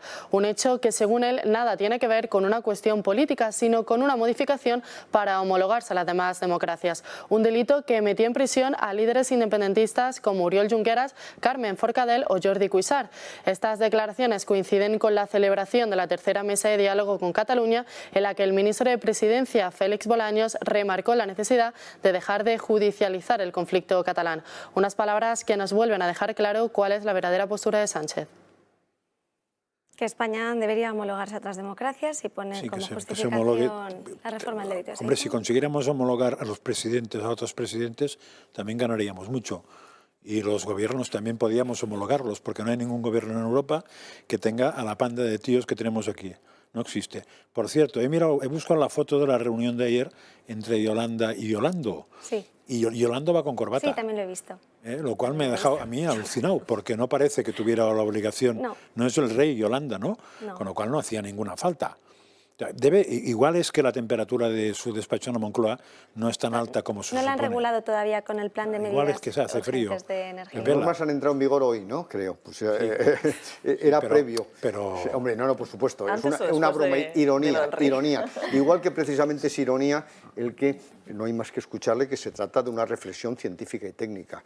Profunda. La que está haciendo, que no tiene nada que ver con el necesario apoyo. Para nada. Es una reflexión científica. De un doctor en económicas, ¿no? En economía. Lástima que no sea en derecho, porque entonces tendría más fuerza y de inventárselo. Hecho, con respecto a Cataluña, Sánchez, desde que está en el Gobierno, ha recortado la plantilla de la Guardia Civil en un 5%, lo que significa que ha retirado a 245 agentes desde que es presidente. Es ahorro energético esto. También. Realmente eso es preocupante porque durante la intento de declaración unilateral de independencia que sucedió en Cataluña, yo recuerdo de estar hablando en tiempo real con personas de las fuerzas y cuerpos de seguridad del Estado y les tenían sin poder salir de las camionetas. Es decir, que no lo puedo afirmar con rotundidad, pero parece todo apunta a que se pretendía pues crear ese clima de inseguridad, se pretendía acabar con todo el mobiliario urbano y, en definitiva, crear jaleo en la calle. Respecto a esta cuestión del delito de sedición, pues es otro ejemplo más, ¿no?, de cómo el Gobierno,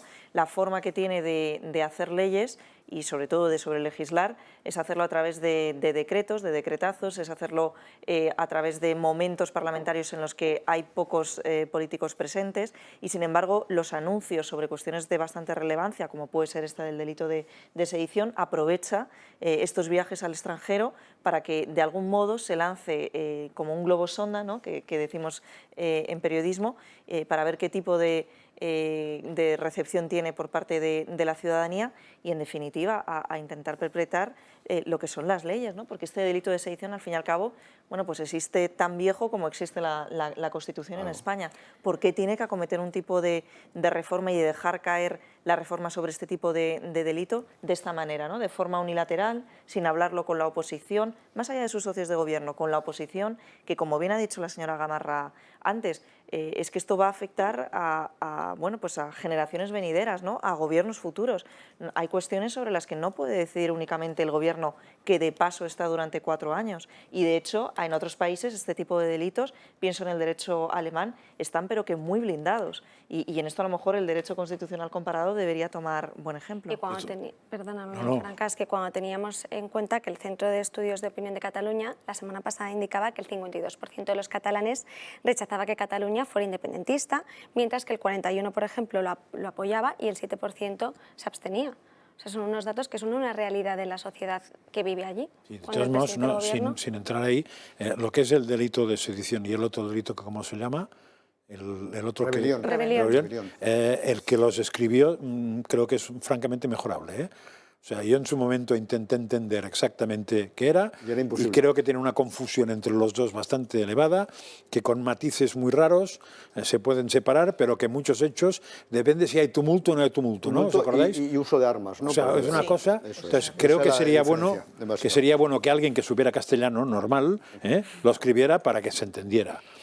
Lo que pasa es que, claro, como lo haga tenemos un problema, porque sabemos que hará que rebajar los delitos para que sean faltas y se lleven sin postre y ya está, ¿no? Y os tengo que dar una última hora porque la Comunidad de Madrid amenaza con llevar al Constitucional las medidas de ahorro aprobadas, bueno, el ahorro energético por el Gobierno y aprobadas. Y puede que lo gane, tiene toda la pinta de que lo El problema es en cuántos años. Con lo cual yo me alegro muchísimo de que los servicios jurídicos de la Comunidad de Madrid, ¿no? Pues liderados por la señora Ayuso, pues estén acometiendo esta frenada, porque si no, ¿qué tipo de invierno espera a los pequeños y grandes comercios en Madrid, ¿no? La capital de España?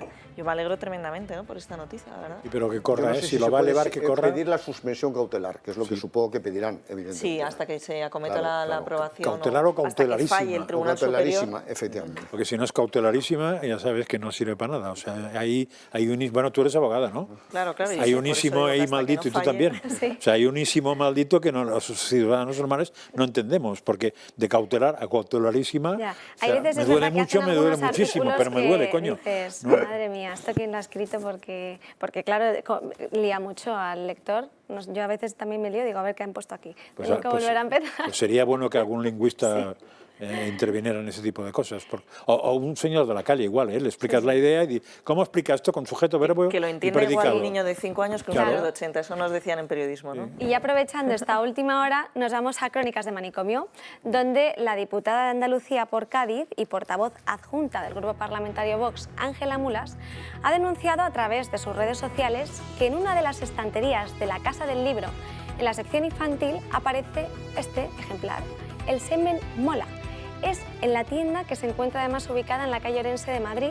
La sección infantil además está dirigida para niños de entre 5 y 7 años de edad. Pero ¿es esto a lo que se refiere el Ministerio de Igualdad cuando habla de impartir una educación sexual en las escuelas para todas las edades? Pues no sé cómo. En la calle Orense de Madrid hay algún que otro colegio cercano, por tanto, en fin. Frente, justo. Precisamente, ¿verdad? Sí. Así que, bueno, menos mal que esto no ha salido en plena campaña andaluza, porque anda que no tuvimos tiempo de debatir sobre lo que se debería o no publicar. Eso es otra manera más, y volvemos a la misma idea de intervencionismo estatal allí donde no tiene que inmiscuirse, como es la esfera privada de las personas, ni en cuestiones de sexo, ni en cuestiones de educación. Hay una serie de parcelas y además yo creo que en esto todos los ciudadanos, con independencia de la ideología, creo que más o menos podemos tener, no sé, encontrar una serie de puntos intermedios y comunes. Bueno, más privado que el semen es difícil, ¿no? Claro, y en los niños además es que estamos hablando de adoctrinamiento, o sea, es que menos aún en la educación de los niños, en la educación sexual de los niños. ¿Cómo era eso que había en el Código Penal antes de menores? La corrupción, corrupción, sí, corrupción de menores. Adoctrinamiento o corrupción de menores, sí. Bueno, de hecho, el Ministerio de Igualdad lo quiere implantar, esa educación sexual para todos los cursos, y quiere incluir esta medida en la nueva ley del aborto. Entonces, bueno, a ver cómo queda, pero la verdad es que si el La nueva ley del aborto, para que los abortados antes hagan un cursillo. Como la ley del aborto al final defiende la reproductividad sexual femenina y lo defienden como un derecho de la mujer en temas reproductivos, al final han decidido, bueno, pues metemos la educación sexual a todos los menores, a todas las edades, todos los cursos escolares. Pero claro, si va a consistir en eso, porque a lo mejor... Se pueden olvidar la educación sexual prenatal, que debe ser muy interesante, para que el feto cuando va a salir sepa por dónde sale. no se confunda y salga por la boca, digo yo. Menos mal que hay un Tribunal Europeo de Derechos Humanos para decir sobre estas cuestiones en último término, porque como decíamos los españoles sobre la educación de los hijos, de verdad que yo no entiendo el tipo de sociedad que una parte del gobierno, y reitero que no es representativa de la mayoría social, está decidiendo por todos los demás. Pero es que además no es educación de la sociedad, sino gubernamental, y en ese sentido es coherente con aquello que de los hijos no son de los padres, sino del Estado. Nuevamente es un concepto absolutamente marxista. Que hubo, y además hubo un movimiento feminista de los años, yo creo que eran 60, que en Estados Unidos, que abogaba por eso. Yo cuando lo estudiaba, creo que era en Derecho, me quedaba alucinando. Digo, ¿y esto lo ha llegado a pensar alguien? Y cuando lo volvimos a escuchar a nuestros representantes políticos, bueno, pues sí, esto es algo de lo que parte de la sociedad no representativa de una mayoría quiere hacer con los niños. Y la que piensa así es embajadora en el Vaticano, que no está mal, ¿eh? Este libro forma parte de la colección Menstruita, que tiene otros ejemplares como El cuerpo mola o La regla mola. ¿Y la calculadora también o no? La calculadora debe molar muchísimo. Pues ni ahora la les han regla quitado mola, las reglas ni de esto 3. mola para un niño. Pero es que además hasta los 12, 14 años no está perfectamente definido. Ni se enteran de nada. Ni se enteran de nada. Ni se enteran de nada, efectivamente. Como la cuestión del cambio de sexo. La excitación de un niño de esas edades es lo mismo ver a una monja que la Gioconda, que la dama de Elche en pelotas. Es absolutamente lo mismo. Con lo cual, demuestra que no se conocen ni ellos mismos. Claro. Ahora, intelectualmente puedes organizar un carajal de narices. Puedes confundir muchísimo. Pero físicamente, o sea, a nivel de estímulos... Y ya que estamos hablando en Crónicas de Manicomio, tengo que contaros cómo el secretario de las Naciones Unidas, Antonio Guterres, reivindicaba que en el mundo pues, existen muchos armamentos nucleares y que podríamos estar al borde de una aniquilación nuclear. La humanidad tiene el peligro de olvidar las lecciones forjadas en los fuegos terroríficos de Hiroshima y Nagasaki. Las tensiones geopolíticas están cogiendo nuevas alturas. La competición está suprimiendo a la cooperación, a la colaboración. La desconfianza ha reemplazado al diálogo y la separación ha reemplazado al desarme. Los estados están buscando una falsa seguridad en el almacenamiento y se están gastando cientos de billones de dólares en armas del día del juicio final que no tienen cabida en nuestro planeta. Hay casi 13.000 armas nucleares en los arsenales de todo el mundo. Todas, en un momento en el que los riesgos de proliferación están creciendo y las seguridades para evitar la escalada se están debilitando. Hoy, a la humanidad le queda solo un error. Un fallo de cálculo para la aniquilación nuclear. Necesitamos el Tratado de No Proliferación de las Armas Nucleares más que nunca. Bueno, me están chivando que, de hecho, el presidente del gobierno que está haciendo ahora esa rueda de prensa, que para hacer la rueda de prensa se ha quitado la corbata. Pues otra estupidez más. Lo que os he dicho que iba a hacer justo. Lo has clavado, ¿eh? Lo has clavado, le conoces. Es que va mucho con el rey. Entonces, a veces le intenta suplantar, pero no puede. Lo intenta muchas veces. Lo que dice el señor Guterres tiene toda la razón y tendría que saber que la ONU nació justo para que no pasara eso que estás diciendo. Con lo cual se tiene que plantear que es el secretario de una organización fallida si pasa eso que está pasando. Porque justo la ONU era para eso. No, desde luego. Y si nos tenemos que seguir en el ámbito internacional, bueno, le vemos ahí en rueda de prensa perfectamente colocado. ¿Cómo está disfrutando? Sí, Patricia. No, que miedo me da lo que estará contando, porque en las reuniones con el rey, se sabe, ¿no? El rey jamás habla de qué ha comentado en una reunión con nadie. Normalmente es el invitado o el equipo, junto con los invitados, quienes explican no el contenido exacto, pero sí los temas sobre los que han tratado. Pero miedo me da, con el protagonismo que siempre quiere adquirir el presidente del gobierno, qué es lo que estará contando. No, ahora está contando justamente el plan de ahorro. Vamos a escucharle. Como un arma más en su guerra, no solamente contra Ucrania, sino también contra Europa. Y por tanto, según la presidenta de la Comisión Europea, podemos encontrarnos con cortes de suministro energético repentinos, súbitos, por parte de Putin en su escalada bélica en Ucrania y, por supuesto, también en sus consecuencias económicas y sociales en el conjunto de Europa. Si esto es así, como lo es evidente que resultó procedente el que alcanzáramos un acuerdo la pasada semana en Bruselas, en el que se aprobaba un reglamento por el cual todos los Estados miembros estamos llamados a reducir nuestro consumo energético, a ahorrar un 15%. En el caso de España no es un 15%, es un 7%, porque los otros 8 puntos se compatibilizan o se contabiliza la solidaridad que ya estamos teniendo con otros países de la Unión Europea en el ámbito de la exportación de recursos energéticos como el gas. Por tanto, España está llamada a ahorrar un 7% de su energía. Esto es lo que nos ha pedido Europa. Europa nos ha pedido a todos los países, a los gobiernos, a las empresas, a las industrias, a las familias, a los ciudadanos, que ahorremos, en el caso de España, un 7%. ¿Para qué? Para hacernos más fuertes frente al chantaje energético al que quiere someter Putin a Europa. Quiero decir que el Gobierno de España aplaude y, desde luego, apoya este esfuerzo colectivo. Lo he dicho en muchas ocasiones, España es europeísta no por necesidad, sino por convicción. Cuando pedimos solidaridad durante la pandemia, recibimos esa solidaridad del conjunto de Estados miembros y también de la Comisión Europea. Y ahora Europa, la Comisión Europea, está pidiendo a España solidaridad para hacer frente al chantaje energético al que están sufriendo distintos países de la Unión Europea por culpa de Putin. Y por tanto nosotros apoyamos ese esfuerzo colectivo y por eso quiero, en primer lugar, hacer un llamamiento a toda la clase política, a los partidos políticos y a las administraciones públicas para que huyan de cualquier comportamiento egoísta, unilateral e insolidario.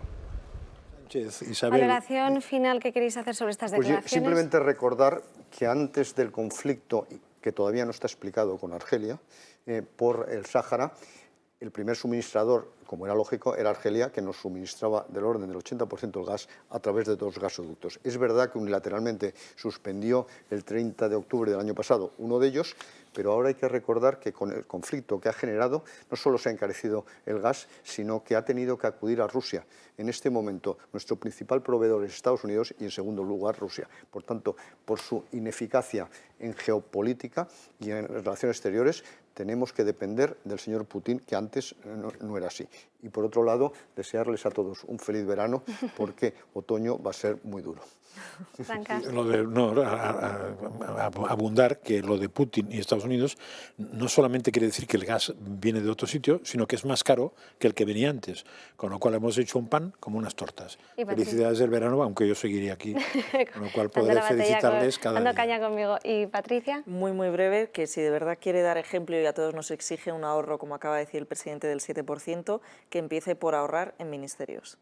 Pues muchísimas gracias a todos por estar aquí y además, sobre todo mañana tendremos estas noticias, muchas más porque se han quedado en el tintero, tema internacional, con el tema de Kosovo, la crisis con Serbia, que esto lo tenemos que mencionar también, y un poco está en el foco el tema de Taiwán, que es bastante, nos contaban ahora mismo unas declaraciones que Nancy Pelosi había desviado el avión, veremos a ver cómo esta tarde transcurren estos hechos y además también tener en cuenta que esta situación Pedro Sánchez va a seguir hablando, va a seguir comentando esta actualidad y va a seguir, lo que me han determinado es que, que viene de Europa, como siempre, pero para esta información y mucho más, mañana a las 12 esta tarde con Marina Álvarez, y hay que recordarles el Club de Amigos, porque para que estemos aquí dando caña todos los días, pues tienen que llamar al 91 616 24 64, al 91 616 24 64, para que nos puedan ayudar y nosotros pues seguir aquí dando esta batalla. Y también al Telegram de Julio Ariza, que ya han visto que hay algunas noticias que, nosotros intentamos cubrirlo todo, pero él está continuamente actualizando y mandando más también de todo tipo y variedad de noticias. Así que no se lo pueden perder, apúntense, y les esperamos mañana para que pasen una muy buena tarde.